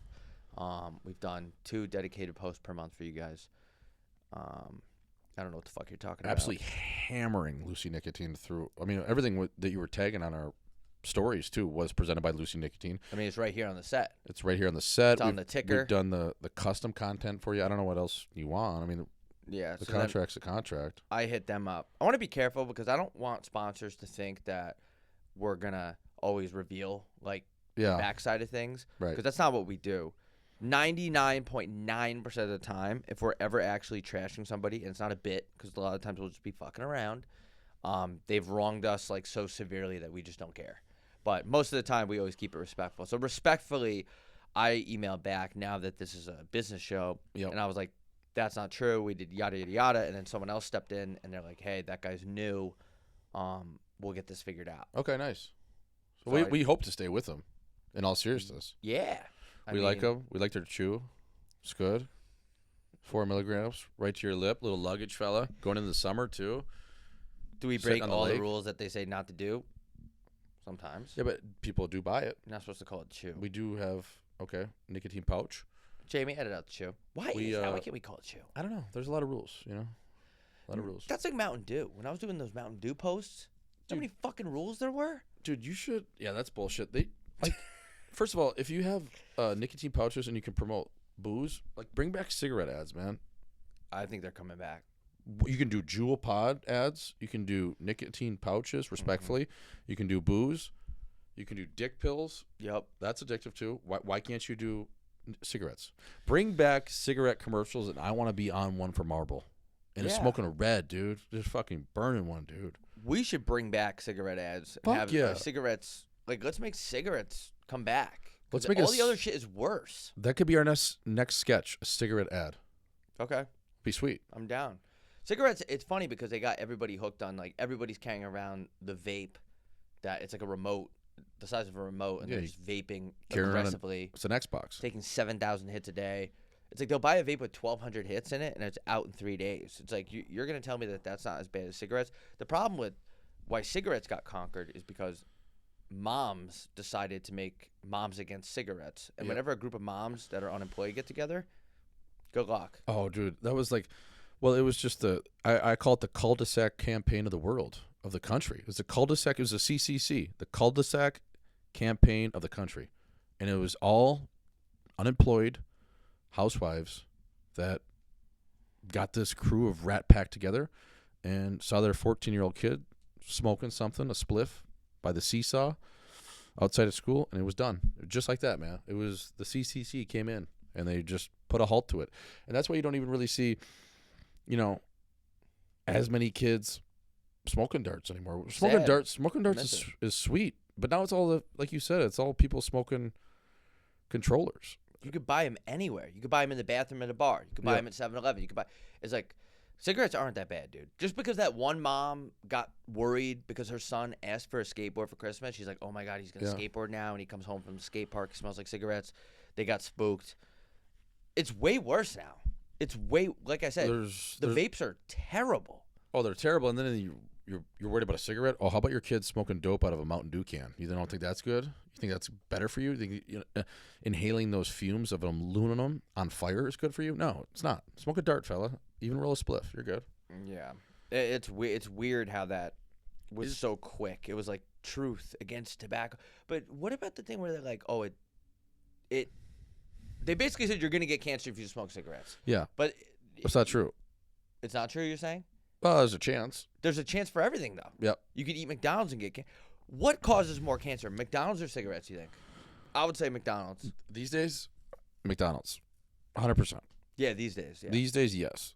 I mean, the amount of pesticides, the amount of just ingredients that goes into just even making a McDonald's pickle, man. Like, there's like... What is good with McDonald's pickles? Why is... It's a great point. Why is there yellow 5 and dye in my pickle? Huh? Yeah. What? Oh, well, the McRib is back? Why does the McRib have rib features? Why does it have mountains on it, but there's no bones? Why do you build fake bones into my McRib? What is that? It's just... It's got like, was this a Black Eyed Peas song? My Humps? It's got some humps in it? Yeah, we've talked about that before. Yeah. But the good news, the good point you brought up, the pickles. What is going on with the pickles? Pickles are gross. I mean, everything on that goddamn menu is disgusting, dude. I've bit into a chicken finger before there, and it's got the feathers on it still. Ew. That's not good. What is it, going to fly away? Give me the Beat Boys and free my soul? But wasn't McDonald's back in the day a real burger? It was, yeah, in the 50s. Yeah, in the 50s it was. That would be so cool. You drive in, take a chick on a date to McDonald's. I mean, that bread, it tastes like plastic. It's not real bread, though. That's the thing. It's not. Oh, of course it's not. The pickles are, like, slimy, and they're, like... You know how you can almost see through a good pickle? Like, when you cut a pickle and it's, like, fresh, it's, like... You can't see through it, but it's, like... It's, like, the ocean in the Bahamas. It's, like, clear. It's, like, it looks fresh. The pickles at McDonald's are, like, gray, and they're, like, not even a real pickle. Yeah. It's like synthetic ice instead of ice. Does that make any sense? Yeah, a little bit. No, it makes sense. Yeah, I mean... They're, like, they're not crunchy in a the good onions, way. I will say that the chopped onions are nice at McDonald's. Yeah, they are. Like, they do have good onion game. Whoever's cutting that up, man, like, wow. I mean, that's more skill than a guy at Benihana chopping up that onion. There's got to be nothing better than a kitchen at McDonald's, dude. Everyone's a convict. Oh. Everyone has did some serious time. And They're all cooks in jail. They're They're all cooks. That's why they're pretty good. Yeah, they are good. And you ever just see booling back there? You ever see like the little plastic Tupperware they bring the burgers and the sausage out of? So when they're making you like a sausage McMuffin, they'll make them all in the morning and they'll put them in like those little like plastic heaters and they'll just pull it out of like a drawer. No. And they grab it sometimes with their hands, with no glove on, sometimes with little tongs, and they put it on your biscuit or your McMuffin, dude. It is disgusting. You ever seen that? You ever in the drive-through and you're waiting there. Trying to look through. You look through. So if you go to the first window, you can kind of see if it's piled up. Usually it's the first window. If you look in and you're on the driver's side, you can see what's going on in there. I would always check it out and be like, oh my God, that's going on my. And then they drop it on the floor, and that's kind of like the Lowry seasoning salt. It's just a bunch of dirt. Bring it back up, slap it on a biscuit, boom. There's your sausage McMuffin. I really like sausage McMuffins too. Oh, they're great. Yeah, I'm not gonna lie, man. That egg is sneaky good. The only thing that's real at McDonald's is their egg. Yeah.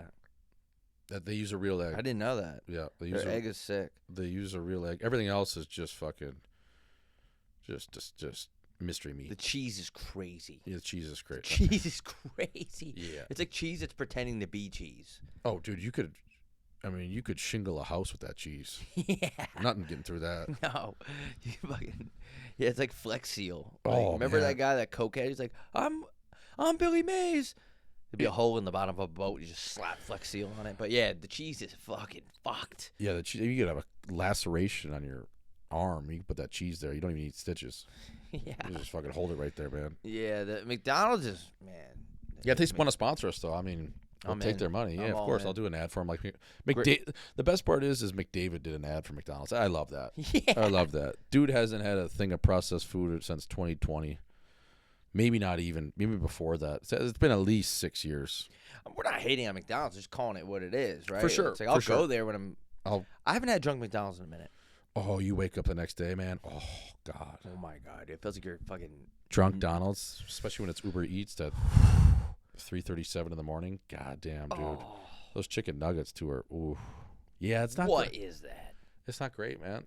Yeah, I don't know. I would say fupa, man. In-N-Out is probably for fast food, for fast ranch, probably the best for you. No, I mean, we're just playing percentage here. It's like, I don't think they cook it in peanut oil a ton. I don't think there's a lot of shit that goes into it. I think it's okay for you. And the people working there too, they're not doing too many bad things with it because they get paid well. Oh, a manager it's there. Like the In-N-Out hires great people. Oh, they're making more than us. Yeah, they're making more. Flip burgers too. Shift leader In-N-Out right now is making like $250. Yeah, he's got a place in Arcadia for sure. Yeah, he's balling, man. Yeah, I got In-N-Out the other night with my brother after the Knights game. I had a reservation at Harlow. Yeah, Jackie. And we ended up not going to a nice steakhouse. And I got protein style though. Yeah, I always like that. The protein style, no Diddy sauce, pretty good. You get no Diddy sauce on it? Yeah, I do. I just go ketchup and mustard, old school. I like the In-N-Out sauce, but it is bad for you, obviously. Yeah, I like getting if I'm going protein style, and I'm hungry, I go 4x2. 4 patties. Yeah, 2 cheese. In the lettuce wrap. Yeah. Ooh, I gotta try that. It's good. It's a lot of meat though. It's a lot of meat, but it's not as much meat as you would think because the patties aren't that big. I would say you're probably all in for a little over a half a pound of meat. It's a lot of protein. Isn't the lettuce pretty fresh though? Like when I had the protein style the other night, it was actually good. Yeah, it was crispy. Good. Felt a little bit gay eating it, but it was good. They just put the biggest In-N-Out in the country in Vegas on the Strip. No shit. Oh, yeah. The one that's like on the second floor. Yeah. I just saw that. Yeah, man. Yeah, they got a moving walkway to get to the front. It's pretty cool. Damn. Yeah. Yeah, that is cool. Yeah, they got fuck with TSA pre-check, I think, and they got a couple different lines there. Yeah, because for security reasons. Perks at elite status though will get you in there quick. Fuck yeah, dude! It'll get you into the lounge. Imagine In-N-Out had like a elite lounge. They should do that. Restaurants should do that. Like if you spend X amount of dollars here per year, you get this certain section. Yeah. With topless waitresses. Ooh, big boobs. Yeah, we were talking about it yesterday on our drive back. We should just record everything. We basically did a 4-hour podcast in the car yesterday. 100%. We were just yapping it up. But it's like that building, that Bikini Bees on North Scottsdale. Is it open? No, I checked. I looked over the fence. I was like, "You guys Do open you yet?" see where it is too, man? It's like in the parking lot of an extended stay. Yeah, That's not good. but You got criminals with chicks in bikinis. That screams a word that rhymes with bape. yes. And the building is bright orange. I don't know how the HOA got away with that. I think I'd rather have my daughter as a stripper than have her work at Bikini Beans. Really? Yeah, because it's in the light, and people, all your buddies will stop by, and they're saying they're just going for a coffee. At least, like, the strip club is low lit. It's a little bit more secluded. The clientele isn't as wide of a range. Yeah, but I don't want my daughter like jerking off Persian guys in the back room. Yeah, I mean, I don't think they all do that. But there's more of a chance. Yeah. I'd rather have my daughter hand a guy a latte with their bikini on. For sure. I don't know. That's a good debate. Would you rather have her be a bottle service girl or a Bikini Beans worker? Bikini Beans? You're not going to make as much money. No, bottle service, I think. Really? Yeah, I think. Well, who's doing more hooking? A Bikini Beans employee or a bottle service girl? I think a bottle service girl, just because not much gets done in the light. Think about that. That's a crazy concept about the world. Not a lot of bad happens in the light. That's why Alaska is mostly just DUIs and no murders or anything. Well, it's just drunk natives. Yeah, I guess so. The thing we should go to Bikini Beans. I want to see what's going on there. I want to see the trim. I want to see what's going on. Yep. I knew a girl that worked at Bikini Beans like 10 years ago. Damn. She's awesome. I'm going to take a leak. Yeah. This episode is brought to you hour 11. Wait, what are we doing again? Are we going straight through? I think at this point, I looked over there. I think we should just go straight through and just do 2 hours, cut it in half. Okay. All right, we're going to hear this on, maybe we just go now and be like, this is next Tuesday's pod. This might be next Tuesday's pod. It might be next Monday's pod. And this might be the last time I ever talk oh, fuck. That was my whole point in the beginning of this podcast. I was saying my voice might change because they're reconstructing my dust ways. This episode is brought to you by porn. No, thanks to everyone to watch. All right, fuck! Jesus! Fuck! Tickets are out now on Ticketmaster for our live show in Boston at the Schubert Theater on October 3rd. Please, and I'm not even going to hide it, I'm begging you to come to this show. The lower bowl is selling out quickly. The upper dust deck, I haven't checked, but we gotta have everyone there or our entire careers are pretty much gonna implode. We need everyone here. We're taking a risk. We're doing a theater, and I think it'll be a good weekend for y'all to travel in, make a weekend out of it in Boston. Boston in October is beautiful, not too hot, not too chilly. The chicks, they're horny. The people in the city, it's kind of the last hoorah till winter. It's right before NHL season. So head on over to Ticketmaster, Home by 3. You can search it up, or the links are in our bios.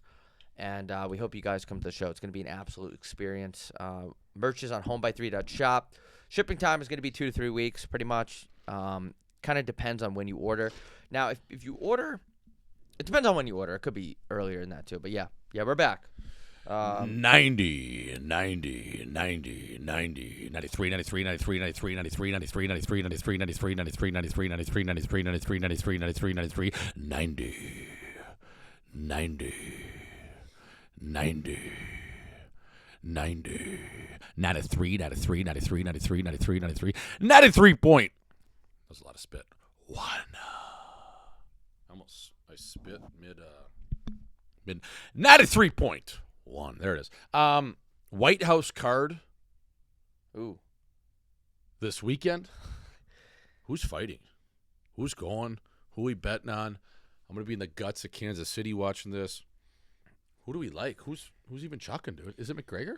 No, McGregor's gonna be in July. Okay. But this week we got Alex Pereira. I'll look it up too. I know it off the top of my head because I'm a big UFC head. But we got Alex Pereira and Cyril Gane, which I don't know why I'm saying that one first, but it's the first one that came to my head. But we'll start at the top. Topuria and Gaethje. Oh, Gaethje's chucking him. Gaethje. Still, dude. Shout out to Justin Gaethje. I'll never forget during the sandbagger hitting my golf ball into his group. Yeah. And he was cool, man. He was one of the first guys ever I go, dude, can I dap you up? I didn't just go for the dap because it's Justin goddamn Gaethje, right? I didn't want to approach too quick, maybe get put in an armbar or something. And he was chill. But he's fighting Topuria. Obviously, Topuria is going to be a heavy favorite. He's like 4-1, something like that. I mean, the guy's knocked out. Volkanovski's knocked out. I feel like Gaethje could win. That's what I'm saying. I don't know anything about but that guy's a warrior. He's a savage. And on paper, you're looking at that fight, and you're like, with what Topuria is doing right now, it's insane. I mean, no one knocks out Volk, Charles DuBronx, and who's the other guy knocked out? Big-time guy. Whatever. But Gaethje's a savage, man. And he's called the highlight for a reason. Yeah. That's his nickname, which is So Nails.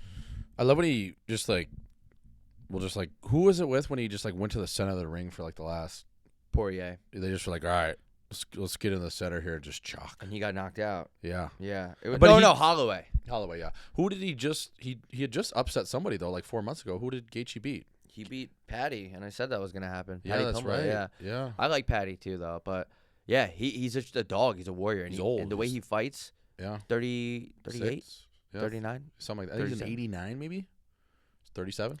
The way he fights, though, like, he fights to kill you. Like, he's not kind of – he's going to make it an entertaining fight. And Topuria, sniper in his own right. Guy's going through a divorce, so that's going to play a part. Well, I think that's what helps Gaethje, too, is he's still single.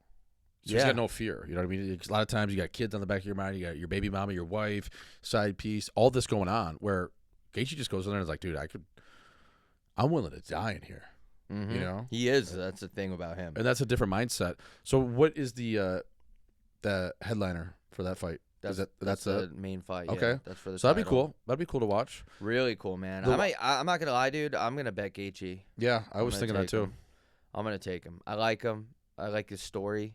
Kid grew up in Arizona, like in a small community, just outside of Tucson. Is it? Is that where that is? Yeah, somewhere. Yeah, it's like that. Somewhere like that. Yeah, and he was like a standout wrestler or whatever, and then just a savage, man. Just a guy that works hard, and he's just a freak. Yeah. And then we got Pereira and Cyril gone. I'm gonna take Pereira on that. Okay. I just, the guy's a beast.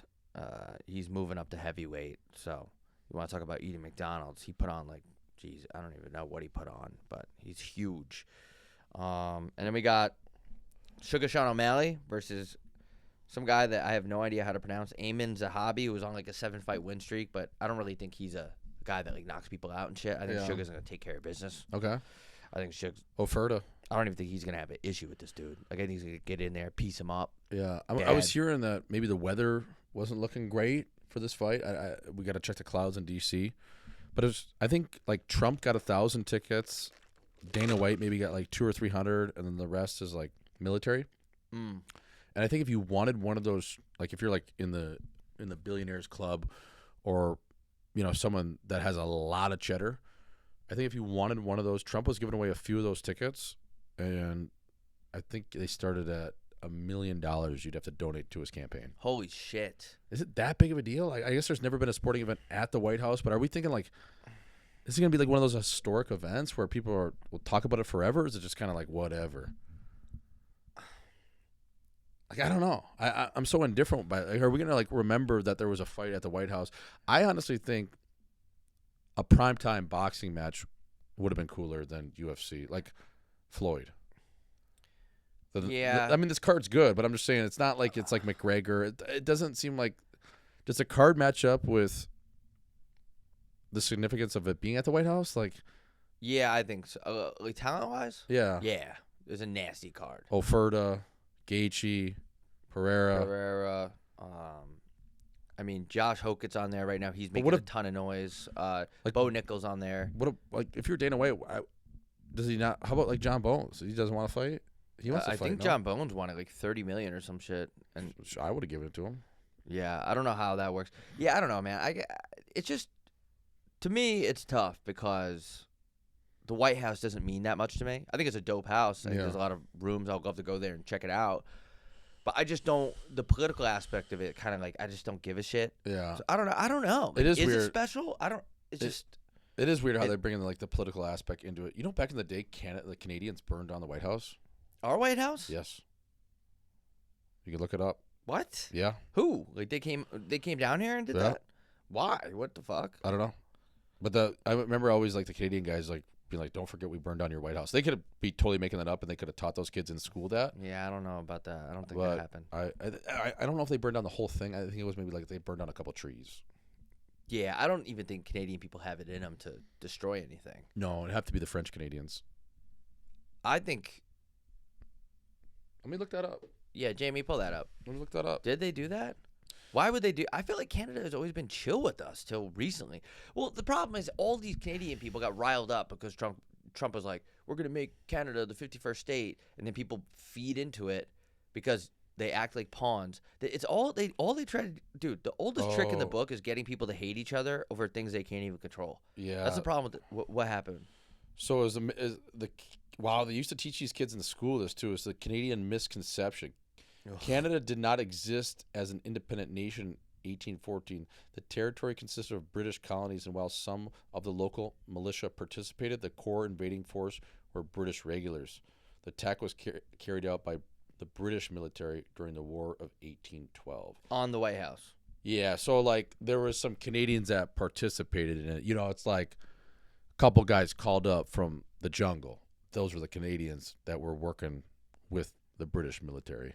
So the Brits did it. Yeah, they were stationed in Canada, but Canada wasn't in its own country. It was a territory at the time of Great Britain. So that's a made-up story by Canadians. Yeah, I don't see Canadians doing that. British people, I could see that because they were mad about how we took over Boston and then like the Tea Party, the Pilgrims, and was like, "Fuck you, stop taxing us." And dude, I want to know when we lost our accents. When the fuck did that happen? Yeah, I don't know. I mean, people from Massachusetts still talk kind of funny, but it's not like in a way of. Oh man, those are tough accents. Those are dude. tough accents. No disrespect, but dude. Some of these kids named like Tommy that pack the cat. And, oh, that's awful. You gotta pack the cat. The British, the Tea Party, man. Like the Boston Tea Party is crazy. Imagine they had the Boston. There should be a Boston Twisted Tea Party these days. Yeah, everyone just gets drunk. Yeah. We should have the Boston. We should get Twisted Tea to sponsor our post-game party of our theater show and call it the Boston Twisted Tea Party. That'd be sweet. It's a genius idea, actually. Ask for like $1 million. The Boston Twisted Reasonable. Tea Party. Like, what do you mean? Red carpet? Like, yeah. Be great. And then we can cosplay like no taxation, like don't tax our dust. Yeah. No taxation without representation. And you got to show your Percocet Elite status to not get taxed. Yep. Bring your Perk Elite cards to the show. Yeah. Without that'd be sweet. Yeah, that'd be dope. That's a great idea. Twisted Tea, man, that's like a perfect sponsor. Man, it's such a good outdoor drink, like on a lawn or something. There's nothing better. I'll tell you right now, dude. Back in the day, me and my buddies up in New Hampshire, when sometimes their parents wouldn't even leave. They'd stay in the house and we'd party outside. Or they would go on vacation and we'd party. And they had just like this green lawn in front of the house. And we would just have tweez out there. And it was just... Everything was good. Everything was perfect. You didn't know you were in the golden age, and that was like maybe the best moments of my life. Oh yeah, man! You break out the Tums after too, because the way that tea would go down would just not sit right. You always get heartburn. You always have acid reflux. But yeah, you get like 10 of those in you. We used to play Twisted Tea Pong. That was fun. We would play Dizzy Bat with Twisted Tea. Yeah, Dizzy Bat Ace. It's a good game. Dizzy Bat's insane.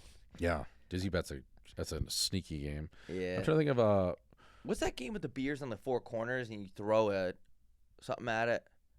Four corners? I don't. You ever played like Tiki Torch with a beer? You get a Tiki Torch out. You know those things that you kind of light on fire or whatever. Yeah, all the KKK has them. Yeah, you don't light them on fire, but you put the beer on top of it and you throw a frisbee at it. It's Beersby. That's a fun game. Oh, I've never heard of that. That's fun. Yeah, so you throw the beer, or you throw the frisbee at the beer on the top of the Tiki Torch, and if the beer pops up, obviously when you hit the Tiki Torch, if you catch it, it's only one drink. But if you fumble the beer, you got to finish the whole thing. We did play that. That's a fun game. We did play that. Beersby, dude. We played that nasty game. Yeah. That's a great Bring back drinking games, man. None of these kids are fucking drinking and playing outside anymore, dude. No. Everyone's just tugging. Or beer testicles, you know, like you get the thing with the two balls on it, and it's a rope in between, and you throw it, and it's like it almost looks like a drying rack. It's got the top little balcony, the bottom one, and it's a top one, middle, bottom, and then depending on which one you hang the beer testicle on. No, I never played that. That's a great game too. So it's like 3-2-1 it scored, and then you play to like 15. You cancel each other out in points. Great game. Great. My favorite one ever is beer die. I love beer die. Man. Yeah, I love it. That's an East Coast game. More. Yeah, I just love how it hits the table and it goes off, and you got to dive. Like Yeah. it's very interactive. Like you got to go full Derek Jeter. I love beer die so much. It's fun. You gotta like. I love things that involve like throwing and catching. Yep.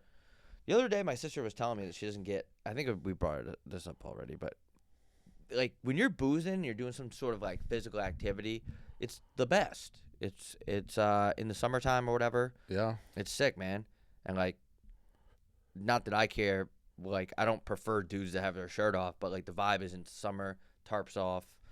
Like I would never do that because I was insecure about my body. But it's just like, it's the summertime. Yeah. Golfing drunk is. I don't even like that's the only time I'll play is if I'm drunk. Oh yeah, it's so me fun. Too. Yeah, I can't. I would never go golfing without drinking. That's asinine. Playing golf drunk, being outside, walking the course. If you have a caddy too, where you don't have to carry your bag, or there's something about walking the course when you're pinned and not driving a golf cart that's so freeing. I would rather walk, obviously, with someone carrying my wrenches, but that is one of the best feelings. You got like your little mixy to-go cups. You set them down by your ball. You skull one, drop another ball. Hopefully no one saw that. That is, you got a couple stiff drinks, just green side, right on the fringe. Yeah, the place I just golfed in New York, they have mandatory caddies. Yeah, that's great. You're right, because no carts allowed unless you're disabled or something like that, or Jewish. And you literally have to walk. It's the best. It's the best. It's man. And how about the clubhouse? Has all those good drunk snacks. Yes. Like they got the pub mix. Yup, the club mix. Oh, dude. Yeah, they got like the dry bananas. They got the pub mix. They got pub mix is so good. Just the stock pretzels. Maybe the pretzels with a little bit of like seasoning on them. Yeah, man. They got Reese's in there, and they're all like those big like really thick glass jars. Yeah. Oh, it's the best. How is everything so universal like that? You take it off the top and you just pour yourself you grab a coffee cup and a scooper and throw it in there, and next thing you know, you're 2,000 calories deep. Fuck, it's awesome. I didn't know that every club was like that. Yeah. Because the one I was just at had 3 huge things. It was like Chex Mix style stuff. Yep. Like yogurt, raisin, and nuts mix, the pub mix, and then you take the little shovel and you put it in a plastic cup. Yeah. And you go plastic cup, and then you drink, and then plastic cup, and then you drink. It's just like, dude, there's nothing better, man. There's nothing better. Shout out to Liam. Shout out Finn. I just want to say that. Yeah. Thick glasses with pub mix and all that, and keep the black people out. That's what they do. That course is. I mean, Jamie, there's a edit that out. Oh, black dudes are the best. No, you're just saying how they used to behave, which is ridiculous. Yeah, there used to be this club in Chicago, which is crazy. Like up until maybe like 5 or 10 years ago, that they had all black caddies. Well, it's like, come on, dude. Like fucked up. Man. That's fucked up. That's fucked. That's fucked. It's so uncomfortable, man. Oh, dude. How can you be a member of that club and be okay with that? Yeah, that's weird. Seriously. Like, come on, dude. It's not fucking 1848. It was wrong in 1848. What are we doing, dude? These black dudes are sweet. Yeah, they are. I had a black caddy last summer, and he was the man. Yeah. But it wasn't like all black. It's crazy that people just didn't have a conscience like that, man. Yeah. Like, just didn't have that. Like, that's so uncomfortable. And then, like, a lot of them wouldn't let women in the club, in the golf clubs, in the clubhouses. Why? Yeah. I mean, seriously, why? You guys gay? Why? Well, I want women in here. There's a bar in the place I just went, and everyone's dudes. And there's obviously a women's side now, a different side of the clubhouse. Why can't we intermix? I'm not saying share bathrooms, but I'm saying why can't I have a drink with a billionaire lady from that side of the clubhouse? Why put a hot tub in here? Make it co-ed. Make it topless. Let's hang out. Yeah. I agree. Why? Who made up the phrase? This just popped in my head. Never trust a big butt and a smile. That's the only thing I trust. Who made up that phrase? That's like my comforting station. It's the only time I'm ever happy. Yeah. Why is that? Like, I never trust a big butt and a smile. It's like one dude had a bad interaction with a chick from Santo Domingo, and he ruined it for everybody. Like, who wrote that? Mark Twain? Yeah, I don't get that. He wrote it like, and everyone was just like, yeah, we gotta agree to it. Can I look that up? We gotta oblige to this. Yeah, for sure you can look it up. Where did that come from?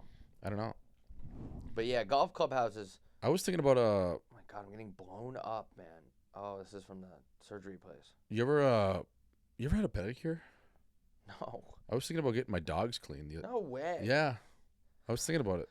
They like soak your feet in like a bunch of like cosmetic things. Some Asian lady like rubs your feet. I was like, man, I don't know. That sounds kind of nice. My dogs were kind of barking the other day, so I was curious. I was thinking about doing it, man. I don't know. How much do those run? Those are expensive, aren't they? 60 or $80 or something. Yeah, I was thinking about doing it. I don't know. Just because, like, the wear and tear from the boot to the skate, playing a lot of tennis, I got a ton of blisters on my feet. My toenails are gross from blocked shots that I didn't try to block. I don't know. I was like, dude, maybe I'll just go get my dogs cleaned. But I don't know. Is that like giving up your man card if you're like some, nah, dude with a calf tattoo? Is he gonna judge you? I don't believe in that shit. But I was just like, cause they put like a lot of like different like product and stuff on it. Like to clean on your foot. Yeah, it's like going to. Dude, I'm not gonna lie. I don't believe in any of that. Like, it's like a mechanic for your feet. If you, yeah, like, cause but it's like illegal alien. A lot of yeah, for sure illegal. But I don't believe in illegal aliens anyway. A lot of lib comment of the day. Sorry. A lot of what you hold in your body stems through your feet. Like, I'm not saying like energy. Stress, energy, just overall vibration, blood flow.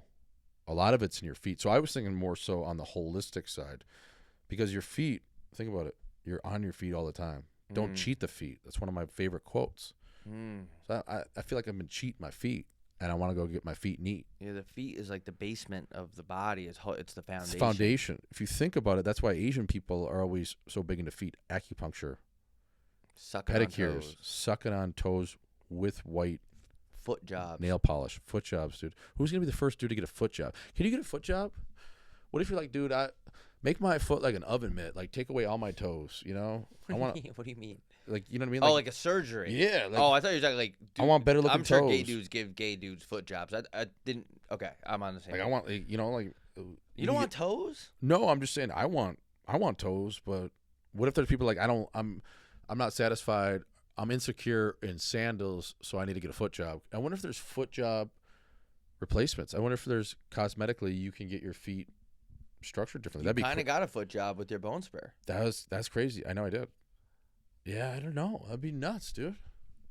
Yeah, I'm just thinking about the pedicure thing though. I bet you it's one of those things where you go and you're like, that's kind of nice. Oh, I get why chicks are doing this. Obes, shout out to Obes. He's man enough to admit it. He gets a pedicure like once a week. See, with the whole man enough thing, I don't believe in that kind of shit. I really they don't. like rub on the inside. You know what I mean? Like, it's like nice, man. It's like a massage for your feet. That's what I was thinking. I was like, hey, damn. actually, they touch your balls. Yeah. The next thing you know, they got like a rubber glove up your butt. And they're like, do you like that? I'm like, ooh, I don't know. I don't think so, but can you get two? Can you get two in there? I just put my tongue out right when you were talking about that, so hopefully no one clips that. But yeah, I don't know. Obes gets pedicures. Yeah. Yeah, he loves talking about them. Goes to the same lady, so it's unreal. Because my feet are sore right now. I don't know. Go get one, dude. Treat yourself, dude. Yeah, you owe it to yourself. Man. I know. I was thinking about that. Maybe I get one tomorrow. Maybe I want to go to like a good spot though. I'm gonna have to go on like Yelp and see what I can find. I think it would be gayer to get a manicure than a pedicure. Oh yeah, Maniferda. Manicure is kind of like. That's like, I was just saying I don't believe in that stuff. Like, for example, I had a Cosmo the other. I was at Oceanferda. Yeah. Spending money I don't have, and I got a Cosmo. Ooh. And this black dude across from me made a comment about how it was like a pussy drink. I was like, yeah, bro, I don't believe in that type of shit. Like, it's just a drink. What'd he say? I don't remember. I was drunk. Yeah. But he did make a comment on it. I made a comment back. I think we ended up being boys. But yeah, man. I mean, pedicure's different. I think so. Yeah. I mean, you that's a great point. I never thought about that, how your feet harness all this like stress. Yeah, because you're constantly on them. Think about it. Unless you just work a corporate job and you're in a cubicle all day and you get 17 steps per day.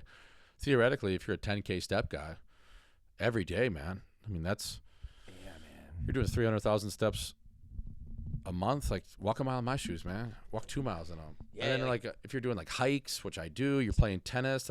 That's a lot of like compression on you. Yeah, it's a lot of I'm looking at my feet right now. I'm like, my feet are like sore, like right back here by my heels, which I don't normally get. Which I'm like, what the fuck is that from? But I know it's probably from just drinking a lot on my feet. Yeah, go get a CAT scan, then they'll tell you all this other shit that's wrong. I wonder what a dog scan is, man. So they got cat ones. What's a dog scan? I should have said that in the office. I should have said like CAT scan. What about a dog scan? do I have that dog in me? And then just knock me the fuck out. Yeah.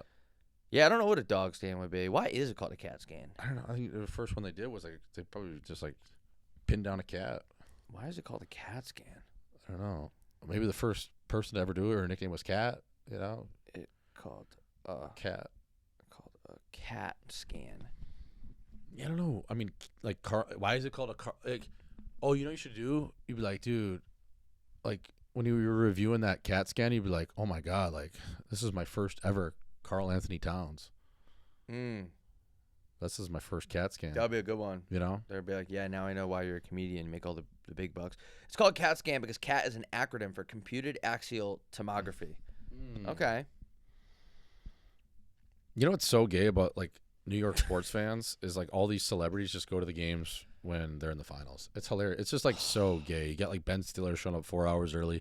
Timothy Chalamet actually like acting like he gives a fuck about basketball. They all post about it. And then that gets like all the people in the city to post about it. And they don't watch one single game throughout the entire regular season. It's hilarious. Why are they so weird? Like I don't like want to hate on them too much, but it's so fake that it is annoying. It's so fake. Like Taylor Swift was jumping up and down, going absolutely berserk when the Knicks hit a 3 to cut the lead to 22 or cut the deficit to 22. She's from outside of Pittsburgh. But it's just all fake. It's like, and I get it. She could be having a good time at the game. There's nothing wrong with that. Little Stone. But it's just, on mushrooms. But it's just the acting is like. They're good actors. I think Portnoy tweeted this. If the Lakers were in the final, how many of these people that are on the floor in New York would be at that game? It would be all of them. Yeah. I mean, Robert Kraft was on the wood. Robert Kraft's a New England guy through and through, but he had to go there just so he could get his picture on the Jumbotron. Do you think it's like a disease where they just keep needing attention like that? Of course. Like even when we have 900,000 subscribers, I don't need the attention like that. I don't need to be on the floor. I'll be on the floor for the experience, but I don't need people to see me there. No, I don't need to be in the collage slide the New York Knicks put out there on like the 4th slide of like, you know, Celebrity Row. Like it's just so everyone's a celebrity now. Yeah, they are. But you guys are just people. Yeah. The jig is up. The jig is up. up. The celebrity shit. The gatekeeping of actually being a celebrity in Diddywood and making it there, it's no longer. No. Everyone's a celebrity. You go to like you click on some random person's like that was sitting on the wood. You have no idea who they are, and they have like 2 million on Instagram. It's like, what do they do? Oh, they're a streamer. No idea who they are. Back then, though, it would just be the celebs. The celebs. Oh, the celebs are here. Everyone's a celeb, dude. My Amazon driver is dropping off my Afrin to spray my nose. He's a celebrity. I think the only real celebrities, the true ones at that game that go to a ton of Knicks games, they always have Spike Lee, obviously. You can say what you want about Spike. He's a douche, whatever. Spike Lee has been at every game forever. He's a true fan. Another true fan, Fat Joe. Real true fan, Tracy Morgan. Other than that, I don't know. I don't even know if those people, man, like Chalamet. He's been at what last like 3-4 playoff series. Congrats, fella. Good job. Ben Chiller, whatever. You also have like other people acting so fired up. Yeah, it's so fake, and they're like on a microdose, like you said. They don't drink. They show up just for the picture. It's a weird like clout demon. It's trying to make a finals about you. And that's what they do. They just try to make everything about themselves. I just don't understand, though, and I appreciate Taylor Swift's talent, and she's good. No doubt about it, dude. I'll listen to fucking Taylor Swift. For sure. But how does that help the broadcast when the camera's just always on her? It's like, why? Like, if I was her, I'd be like, guys, like, can we not put the camera on me all game? Yeah, but the Swifties, they're tuning into that game. They probably don't even like basketball. They're just tuning in to see her with her Stevie Nicks shirt on and, like, say that they were watching Taylor at a basketball game. Like, that's how those people think. Taylor won the Super Bowl. Taylor won a lot of things. Yeah, I don't know. It's the whole celebrity culture is gone, thank God. It doesn't matter. You're just a person. You're just a person, and you're talented. And whether you're a talented actor, you're a talented singer, you're a talented porn star, you're DJ Khaled. No one even knows what he's doing anymore, but he's DJ Khaled. You're just like me and you, man. Yeah. You're just like you and I. You're just a person. So I don't – that pedestal that, like you said, that celebrity pedestal is gone. The internet wiped that out. Yeah, I mean – you're just a dude. 100%. And we were talking about our drive home yesterday. It's like the only reason why I post 14 times a day is so HB3 becomes the biggest show in the world. Mm-hmm. I'm not looking for like validation or seeking attention. I'll post something if I think it's funny, and I think if it if it helps the business. It's part of the job. It's part of the job. But to these people, to fly in there just for their own validation, that dude, you're always going to be that person. You have no affiliation if you're Taylor Swift to the New York Knicks. You might have lived there. You probably still have a place there. You love the city, but you're not a New York Knicks fan. You know what I mean? Yeah. Like, it's just not. Like, it's so fake. And it's just like these people that throw on these weird transition lenses. They're probably transitioning like Bruce Jenner. They've thrown a really stiff suede jacket, and they go to the games. I mean, Larry David's a fan. I'll give him that. But, like, I don't know. It's like who can, like, it's like everyone walking in there and just who can out big dick the other person. Like, they see someone there, so they got to go, like, if they think they're, like, a bigger, personality or deal, they go there and they try to out. It's a cock fest. Mm-hmm. Just try to out dick someone. Those people just creep me out, though. They Of just course. creep me out. Like, I wouldn't. I mean, Jerry Seinfeld dated a chick when he was 39. He was dating a 17-year-old. I know. He was at the game, probably looking for another 17-year-old. And then it's like all those people knew that Diddy was walking around with a boner the whole time and doing what he's doing. Now they're all like, "Oh no, I wasn't there." Yeah, you were. Yeah. And it's like they're just the real G's in my people that stay true to themselves, like the Danny McBrides of the world. Yeah. That they go to Hollywood and they're like, "Whoa, this is like way too much Diddy oil. I'm not like this." The people that get sucked into like all that weird demonic bullshit. I don't know if it's demonic, but Yeah, semisonic. they just creep me out, man. Like those people just creep me out. They're just I fucking think what's gay. one of my biggest fears are like the quote unquote celebrities. Like they just freak me the fuck out. Yeah. And maybe I'll meet them in person and think otherwise, but Yeah.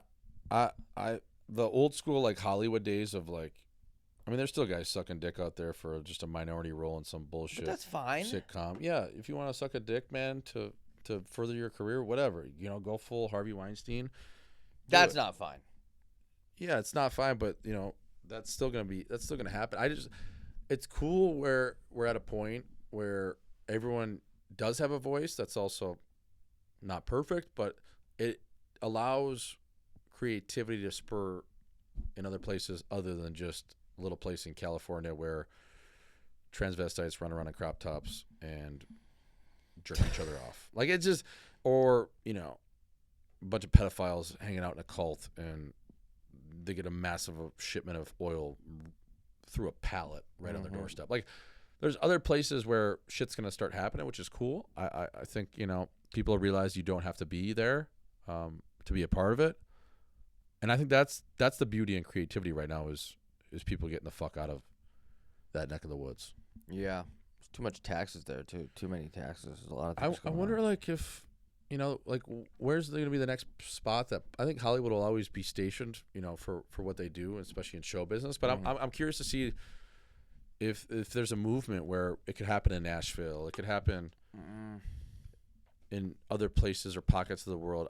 Chicago's never going to be a booming spot like that, but it's a city that could take it on. I just don't think people in the Midwest care enough to welcome that type of clientele or Like how? What are you profession. talking about? Like showbiz? Yeah, like, is there going to be another place to make movies and shit? I mean, LA has the best weather. You could always shoot movies there, so that's one thing. Like you do that shit in Miami, you're gonna get rained out half the time. Yeah, I mean, a lot of times they shoot movies in New Mexico. That's not a bad spot No, it's to not shoot great. movies. I mean, Shoot people. yeah, you could shoot someone in New Mexico and get away with it. Albuquerque, the Kirk. I've never been to Albuquerque. Oh, we should just drive there one day and just put a camera on us. How far is it? The Kirk? Yeah, Ooh, 7 maybe? Charlie Kirk, Yeah. Alba, Charlie Kirky. Christian Kirk. 7 Charlie hours. Kirk. Yeah, I'd say it's about 7 off the bone. Who keeps calling me, man? Spamming you. CVS. We got dust. Oh, they gave Yeah. you pre-perks. That's nice. Yeah, I have like 15 prescriptions to pick up. Dude, this whole thing, like, not to make this whole show about my medical situation, it's like a process, man. Like, I gotta get on. They got me on antibiotics today Yeah. in preparation. I got to take 3 different kinds of dust before the procedure. Yeah. Get a catheter. No. Shove it something up your wrench. That would be tough. I'd just be like, all right, man. Like, I'm take just going trans. Just I'll cut it just off. yeah, I'll just take my chances here. I'll just be a chick. Yeah. just I don't know if I want this thing up my rope. Yeah. Should we even cut this in 2 or just? I think we just put it out, let it cook. Like, how many do we need? We were thinking maybe we needed one for next Tuesday, but Do we though? We could just do one. You're thinking? Yeah, dude. And then just do one in Diddywood.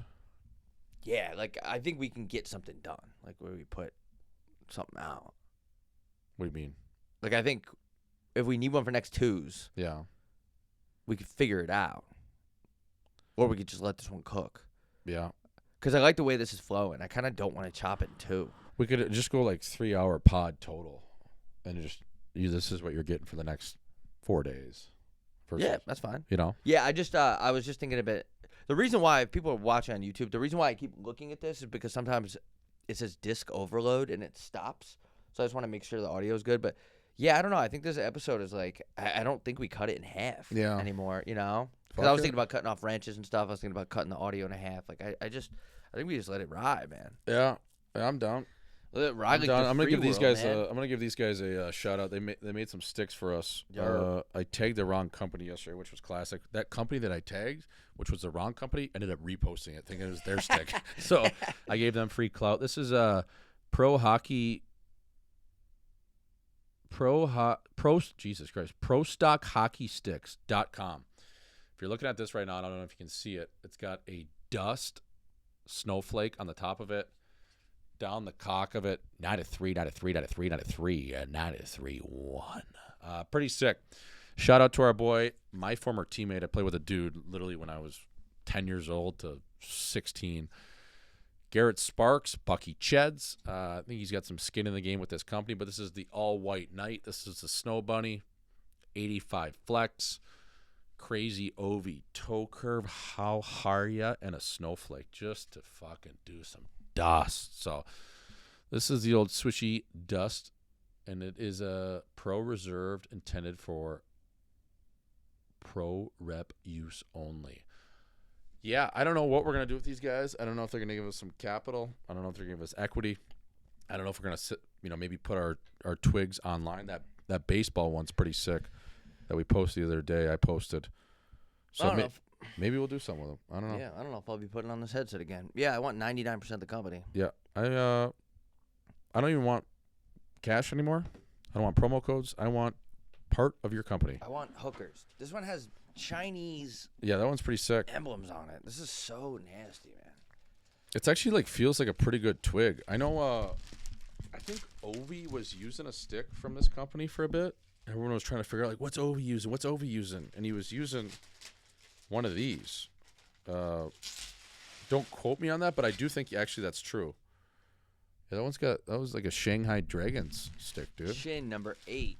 It's got like a little cock ring on top of it too. I was wondering. This is actually how I tape my twig too. Yeah, I'm gonna have to take that off because I'm a no butt plug type of guy. But yeah, it's pretty juice. I don't like the butt plugs either, but I would tape over this. Yeah, it's got a lot of grip, which I love. Love a lot of grip, fella. Do you? Yeah. Is that one got grip? Yeah.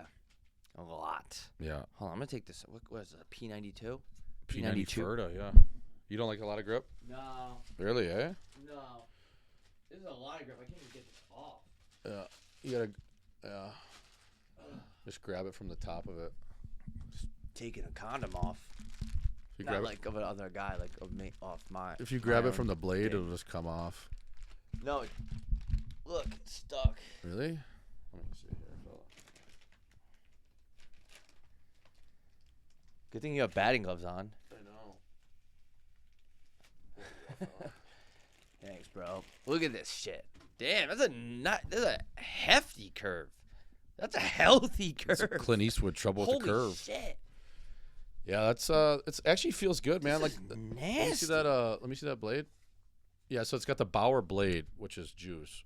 This is the Bauer Tech. Mm-hmm. Same blade as a Bauer. I think I got CCM. But yeah, that thing's basically like a I don't know what the newest model of a Bauer is, but it's like a Apex or whatever. It says Pro Reserve, and it says Pro Reserve in Chinese. Yeah. These are sick twigs. Oh, man. Shout out to fucking Garrett Sparks, bro. He also comes to the shows, too. He buys tickets and comes to the shows, and he just pulls up. And I'm like, bro, we could have got you your ticket. Like, you're a friend of the show. And he's like, I just want to support the boys, so respect. I'm going to have to try this out. This is sick. Yeah, I'm going to try this out, too. Maybe we get on the sheet the next year. Test her out. Yeah. I can't believe, man, I'm going to have to drive to L.A. and drive to San Diego. I was just thinking because the next time I'm gonna be on the sheet actually is I'm gonna play roller hockey in my hometown. Are you gonna bring your shit back there? Yeah. Damn. Yeah. Like all your gear? Well, my roller skates and then my gloves. I was actually gonna ask somebody that plays in the league if they have extra gloves for me. Yeah, that'd be nice. I'm gonna ship my shit back to Wisco, get on the sheet. Really? Yeah, it's easier to travel with it if you just FedEx it. I don't know. It'd probably be pretty expensive to send it back to New York, but for me, it's about the same price. You just put your bag in like one of those big FedEx boxes. They put it on the scale and they say it's like $1,000 to start, and then you're like, dude, what are you doing? You're high, and then they remeasure it, and then it's like comes back to be like $62. That's a pretty good deal. The last time I got gear from a guy, I just don't like asking people for things, but I know like. What do you think? If I'm like, hey, bro, like, do you have an extra fucking pair of gloves for me? Like, it's not a big deal. Yeah, I mean, when's the last time you asked? Oh my god, 10 years ago? This one guy never. Yeah, I think that's fine. I think you one pair of gloves, I think is. I never ask for shit. I think if you just be like, dude, you got any paws? Yeah, I'll say that. Well, I did ask for Knights tickets. Well, yeah. It's always depends like how much of your boy I am. Yeah, I think. You just got to use the bullets wisely. You get 3 a year. Equipment. The last time I got equipment from a guy, he just said like, "Yo, you could have all this shit." And it was just out in the garage, and I said, "Really?" He's like, "Yeah, go ahead." Just gave me a bunch of shit. So technically, I didn't even ask for that stuff. So right. Yeah, I think I can ask this one guy. I just like, what am I gonna do, man? Go on Hockey Monkey and buy shit? Like, I'm not doing that. No, or go to like the store here. I forget what it's called, but yeah, you're not gonna walk in there. Doing that. Walk into. What's that place here called? I don't want to give them a shout out, but what's it called? The hockey store. It's like a. You don't want to shout him out? It's Shea in the 101. Oh, behind the chin. Yeah, I think that's gone. Really? I think it's a like a pure hockey now. No way. Oh, they sold out. They went commercial. Yep. That's always a weird neck of the woods when you go east on Shea and you just keep going. Mm-hmm. So like there's a whole. It's crazy how many like little cities within the city there are in Scottsdale. Like everything's just a community, and then you get to Fountain Hills, and that's a community. Then you get out to. I forget what that one golf course out there is. Quintera? Fire Wrench.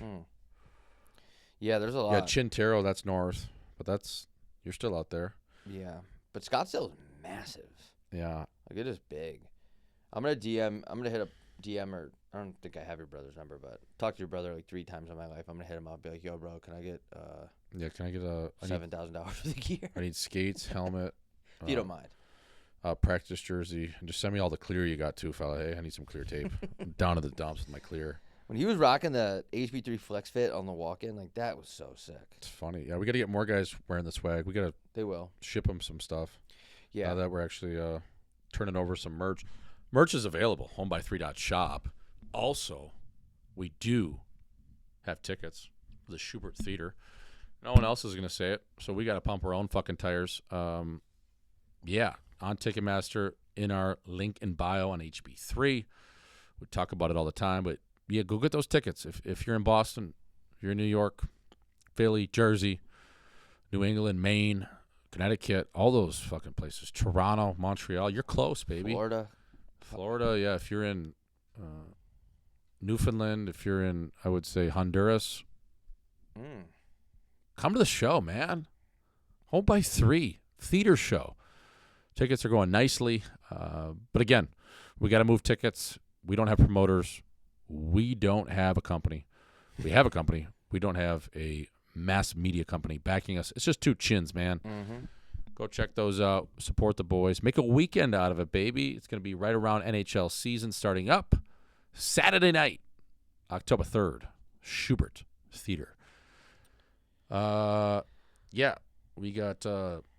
Stanley Cup, I guess. Game number 5 tonight, man. I don't know who's gonna win, dude. People are gonna be listening to this. If you've made it this far in the show, tomorrow. So the game will be over. We'll be on the news talking about it tonight. But yeah, dude, I don't know. Like it's anyone's chin right now. It's like I don't even think Carolina's that good, but they're playing pretty good. They're getting some timely scoring. Helps when Jordan Stahl is 99 years old, wins every single face-off, and he's contributing. Yeah. So, like, when a guy like Svechnikov is like, I haven't even seen him. I don't even know if he's out there. No, he's not. Yeah, he's been in absolute cloak mode. But they got their secondary guys going. It's like, how do you beat them? I don't know. Yeah, and you get like all their defensemen that just get back to the puck, and Chatfield just rims it, and if he turns it over, he's just in the lane, blocks it with his beard. The guy next to me at the game was like, I hate Chatfield. I hate him. He's a white guy from Iowa. Oh, yeah. And I was like, I wonder why you hate him. Yeah, there was a white guy from rural Nebraska sitting right next to me. He said, "Hit that cab driver." No, he didn't. I swear. Didn't say it loud, but 3 or 4 people could hear it. He called him a cab driver? Yep. I mean, no, it's not funny. I mean, it's just crazy to say. Yeah, I mean, why are you being racist? Out loud. Yeah, keep the racist thoughts inside. That kid. Save it for Thanksgiving. Yeah, I mean, that kid, undrafted, grinding through the minors, a couple of different organizations. I mean, good on him. I don't think he could play anywhere else other than Carolina. I just wish. I like him. Yeah, I mean, he's like not his bad. hair. He's not bad. He's okay. He's serviceable. He plays with Slave, and he must be doing something right. They got a weird team there. This is a weird. There's a lot of nerds on the ice. Let's put it this way in this final. There's a lot of nerds on the ice in this final. I'll say it. It's all nerds in the NHL. Yeah, this is a nerd off, this series. Is it? Yeah, for sure. I didn't know that there was guys in Carolina that listened to this till you told me. Yeah, there is. I was like, oh, shit. Should have said all those bad things about the Hurricanes. Yeah, I think you got to keep it a buck. Shit. But who cares, man? Who cares, dude? Like, it's the Cup. I mean, we call them nerds, they're playing the Stanley Cup final. We can call us fucking losers. They are calling us losers. Fags. Everyone calls us losers. Yeah. The biggest thing about feelings is just don't let them offend you, man. Don't let them get to you. The funniest thing was like people like, let's say they meet you because they're like hockey media guys, and then to me they're like, oh yeah, this guy. I'm like, dude, just don't even fucking talk to me if you're gonna treat me like that. Yeah. They treat me like. This is one incident. I'm not gonna say, but guys are like, yeah, dude. I think I know your stuff. But, dude, don't fucking lie. You can just shake my hand and be like, hey, nice to meet you. You don't have to fucking right. act like. I know you've seen my stuff, man. You don't have to act like you don't know who I am. But even if they truly don't know who I am, don't fake. Yeah. I don't expect people to know who the fuck I am. Just some random jackass. But don't fake it. Just come up to me and introduce yourself like a normal human being. Don't go full Mike Babcock. Yeah. But yeah, man. Fuck. Yeah. What are you gonna do, man? It's the Stanley Cup playoffs. It's the Stanley Cup basketball playoffs, and then we got the UFC, and then we got. Man, I drove 10 hours the last day. Yeah. You didn't nap at all yesterday? Mm-mm. Nope. I went right. I was more stung. Yes, I didn't have. I'm not gonna say that. I was more stung yesterday than I was on Sunday. I was so tired, man. Like just getting home, I was like, I did a little bit of work, and I crashed out for 2 hours. Damn. I was dead, dude. I was dead. Damn, bro. But yeah, no, I didn't even have a chance. Yeah, you didn't have a chance. I had to go to the goddamn. Who's gonna pick you up tomorrow? Your sister? No, got a couple options. Hooks. I got a couple options. Nice. I'm gonna bring in a ton of chicks. Yeah. There's a couple of chicks to make you. Yeah. They'll feel bad for me. Pick me up. Can you eat and shit? Yeah. Oh, that's not bad. They told me to eat like before too. You gonna drink tomorrow? Like alcohol? Yeah. Probably. You gotta. I think. Did they say it like hurts or like? Yeah, I mean, they said it's like painless, but then they said I'm gonna be bleeding out of my chin for 2 days. Mm. I'm like kind of. I'm gonna be losing my mind. Really? This weekend. Why? Well, no, because I'll be get high. drugs. Yeah, I'll have to get high. That'd be high. Yeah, I don't know if I'm gonna go out. Probably not. But that whole thing, yeah, I didn't have a chance. So you want to hear something crazy? So it's not crazy, but so I called and I canceled it. I called. I was like, fuck this. I'm not going. I moved it to Friday. And I got back, and after like 30 minutes, I'm like, what am I doing? I'm like, I just got to go. I called back. I'm like, I'm so sorry. Can I reschedule it to today again? And they're like, yeah, it'll just be 30 minutes from the original time. So I sucked it up and went in there. And then, yeah, after that, I didn't sleep. I Mostly because of the cost that this is going to cost me. Yeah. And I was like, back, though. huh? Make it back. Yeah, and it's actually pretty cool. There's a payment plan, no interest. Okay. So, yeah, I'm not happy about the cost, but Spread it out over like 72 months. Pay like $4 a month. I was like, can I shout you guys out on Instagram? I have like 13,000 followers and Yeah. give me like 1,000 off. But Right. yeah, I mean, I think even with insurance it would have been the same or whatever. But they're like, you know, they're like, oh, we're gonna give you a discount. Okay, of We're gonna course. specialty pricing. We're gonna give you specialty pricing. Is there anything better than specialty pricing? You get 17 cents off. It's great. Oh, really, dude? You don't tell that to everybody you talk to? Oh man, it's the worst. They were telling me some shit where they were saying like there was a differential between $250 or not, $250. Yeah. And I was like, I don't give a fuck Yeah. whether it's $250 more at the price I'm already at.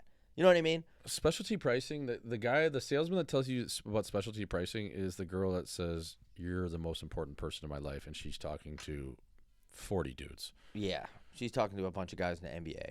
Why do you happen to cancel on me every single time we're about to hang out? Well, that other dude that you're talking to probably just agreed to go wherever you want. Yeah, That's always the best. He agreed to get the seafood tower and then hit Yes. Bar Bambino, which is the biggest douchebag. Unless they want to be a sponsor, most douchebags per capita in the entire world in that little shoebox of a bar. Absolute fucking losers. Remember that guy that? Dude, Remember which that guy? Remember that we sat down at the one restaurant like 2 months ago? You were with someone. I came in with someone. Was it a girl? Oh yeah. And that dude that just happened to stop by that was like friends with whoever. Oh yeah. Oh my God, that guy's an absolute fucking pickle. I looked at him and went, What an absolute douchebag. and I always preface this. I don't think very highly of myself, but I looked at that guy and then I looked at you. Yeah. I was like, I said, oh my God. what is wrong with people, dude? But then they're probably looking at me and I'm like this. Oh, for sure. I was like, look at this fucking piece of shit. Yeah. Yeah. They're looking at me and they're like, yeah, he's doing the same thing. He's like, oh, you're a comedian for your work? Yeah, man. You don't seem that funny, bro. Oh, dude, you're still sucking on your mom's tit and your dad's paying for your mortgage? Okay. Okay. Oh, dude, you're still wearing oversized T-shirts even though you're 132 pounds? Yeah. Dude, yeah, and then like the bar after where that girl yelled in my face. Did I tell that on here? I don't know. Oh my God. It was outrageous, dude. Anyone that knows me, and I always say this, I don't go out in, besides when I'm in any chick I want I can get mode. Shout out 225. But I'm always respectful. Not even some of the time, all the time. And I'm getting fired up right now because it makes me mad. I'm always courteous. I'm always respectful, no matter how drunk I get. Everyone knows that. Everyone talks about that. Right. Everyone People knows come up that, to me and yeah. they say, I can't believe how courteous and respectful you are when you're drunk. So it's known. Yeah, it's a known thing. You're right. Chill, I don't dude. like go. Yeah. I'm a chill, You don't yell. You don't. laid back guy. Shirts on most of the time. Yeah. So this girl at the bar, For sure. like, I don't like get. If a girl ever told me to like get out of here, I'm gone. She said something about Connecticut and Long Island or whatever, and I don't know how it started, but I was talking to her, and it was so just the most level-headed, chill. Oh my God, you're from Connecticut. I'm from Long Island. You're from Connecticut. Blah blah blah. And then her friend comes out of nowhere and screams in my face, "Don't talk to her!" And I was just like, "What?" She goes, "Don't talk to her." And I was like, "Okay." And I just walked away. It was so weird.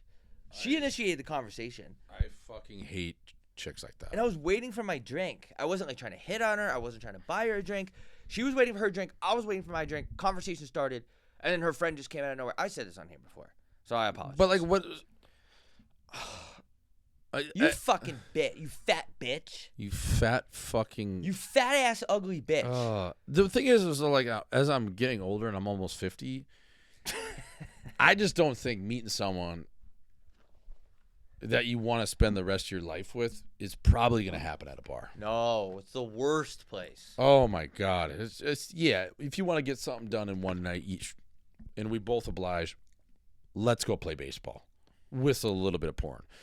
But come on, it's just not. It just ain't it, man. But it's also tough to wheel sober. So it's like, so what do? Do I go to Whole Foods a little buzzed? Do I go to a yoga class? Yeah. Do I Uber to my yoga class? and just try to politely talk to someone while I have whiskey in my breath? Why are you at hot yoga at 2 p.m. and you smell like a bottle of wild turkey? Well, we've talked about. I keep saying we've talked about this because this is a we talk. The name of the show should be "We Talked About This."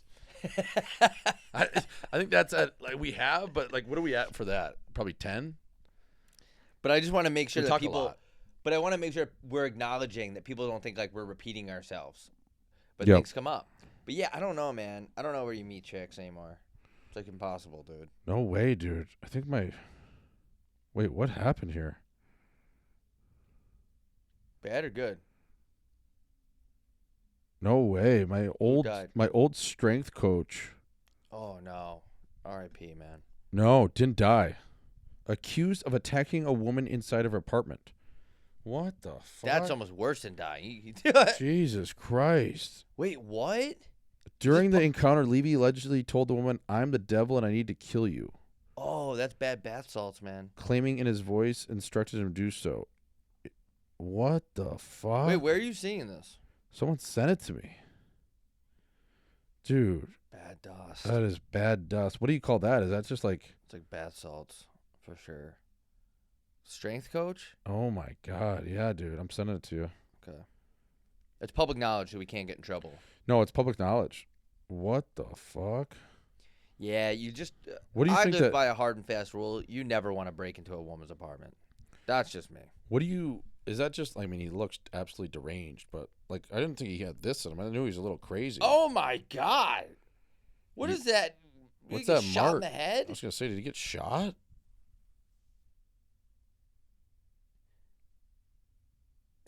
Brentwood man is facing serious felony charges. I like how people like this on Instagram, too. Yeah. Is that bad? What do you think that is? That's got to be like... Is it bath salts? Is it, like, acid? I mean, that's just scary. Oh, my God. Is she dead yet? He said, "I'm the devil and I need to kill you." He said, "I didn't do a good job." Holy Police took him into fuck. custody. He said, "Is she dead yet?" When informed that she was alive, he allegedly replied, "I didn't do a good job." Okay, man. Well, have fun with your public defendant lawyer trying to get you out of that. So, like, is that like this guy was always like a little bit of like a Looney Tune? You know what I mean? Like, obviously there's like a screw loose there. Is that just like drugs that do that to you? Yeah. Saying that I'm the devil and I need to kill you and saying that voices in his head instructed him. Yeah, that's some bad PCP. dust. Oh, but the good news, only $100,000 cash only bond. Oh, good. So he'll be back on the street because you only have to pay 1% of your bond, I believe. Yeah, his parents will pay that. He'll be back there. What? Good. Let him out. Man, that is crazy. Let his ass out, dude. It's not a big deal. Every now and then, you try to kill somebody. I wonder how she got away. It sounded like he had like a knife on him. Yeah, so there's 2 knives near the... Not going to name any names. It's public knowledge. Evan Levy.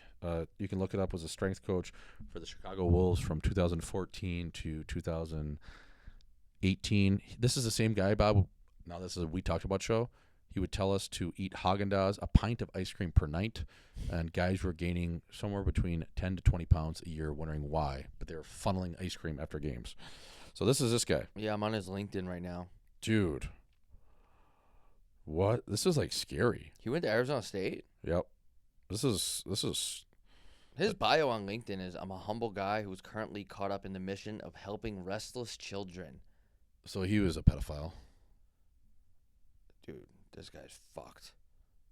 And the Blues hired this guy? That's not a good look. Well, that's where hockey culture. It's fucking, it never changes. That was the state of the Blues. We hired this guy and my D coach my first year. Again, more public knowledge, not saying any names. Mark Hardy tried to bang his daughter. So we that was our staff. Is there a reason why Jay Swish maybe didn't have the best upbringing in pro hockey? There you go. Would you still be in the NHL right now if this guy wasn't the strength coach? And I would argue that you would. And Mark Hardy wasn't our defensive coach? Yes, I would. In Chicago, 100%. Well, why are they hiring strength coaches that are so uncoordinated that they can't even kill somebody? Yeah, and why are they hiring D coaches that try to whack their daughter? I don't know. Why would you try to do that to your daughter? Dude, my brain just shut up. What? Oh, yeah. Yeah, it's like a high school or, college graduation. Yeah, you can look it up. It's public knowledge. You can type in Mark Hardy. Fuck that guy. Yeah, don't you think What the fuck? there's just better coaches out there? No, like why do we need? Babcock's out there. Yeah, Babcock is out there, dude. Mark Hardy. Yeah, you can look up that story. That is public knowledge as well. Tried to say he thought it was his wife. Got sober. Still just an absolute dickhead. I mean, how is it not on his Wikipedia? Up, I see it. What the fuck? I know. St. Louis, Missouri. If you can't differentiate your wife and your daughter and you say it's because you're drunk, maybe you should not drink as much. Yeah. I mean, maybe you should jump off a bridge. I don't fuck with that. Fucked up, man. That was our staff. Just a bunch of weirdos. And here you are getting drafted thinking that it's a good thing. And the next thing you know. Who drafted after the Blues or right before him? 24th overall. Good dude. Malcolm Subban. He's a good dude? Yeah. Beauty. 26 overall. Who accused the guy in the ECHL of doing a monkey gesture? Remember that? Jordan Subban did. His brother, I think, right? He didn't do that. He didn't do that. I don't know if it was Jordan Subban. Maybe it was. Let's check out now that we're on the 2012 draft segment. Let's check it out. Who was that? 26. Shout out to PK Subban. I want to say 26 overall was maybe that Gauntz. But what team? Let's check it out. 26 was, Vancouver. That would have been a great spot. They were terrible. Phoenix was 27. Ooh. 28. Actually, I thought I was going there. Was the Rangers. Oh! Could you imagine if you're on the Rangers? 29 was New Jersey, and then 30 was L.A. I thought any of those teams, not so much Vancouver, but I thought Rangers or L.A. had a real good chance if I would have slid there. You got screwed, man. Got fucked, man. That sucks. Story of everyone's life. I got fucked. It wasn't me. Who else? That sucks. Vasilevsky was probably the best pick in that draft in the first round. He was 19th. Do you ever wish you went second round? Yeah, because then you reload with the bad teams like Columbus, Edmonton, Montreal, Islanders, Toronto. Montreal though, that would have been juicy. I know. Yeah, I'd say Hurdle was in that draft. Wilson, not like a lot of great players, but solid. Hurdle, Wilson, Teravainen, Vasilevsky, Lawton, Mike Mathachin, Brady Shea, Tanner Pearson, Morgan Riley, Dumba, Pouliot, Trouba, Philip Forsberg. Yeah, some good players. But anyways, that's fucking wild, dude. I just had to text Binner and said, what the fuck?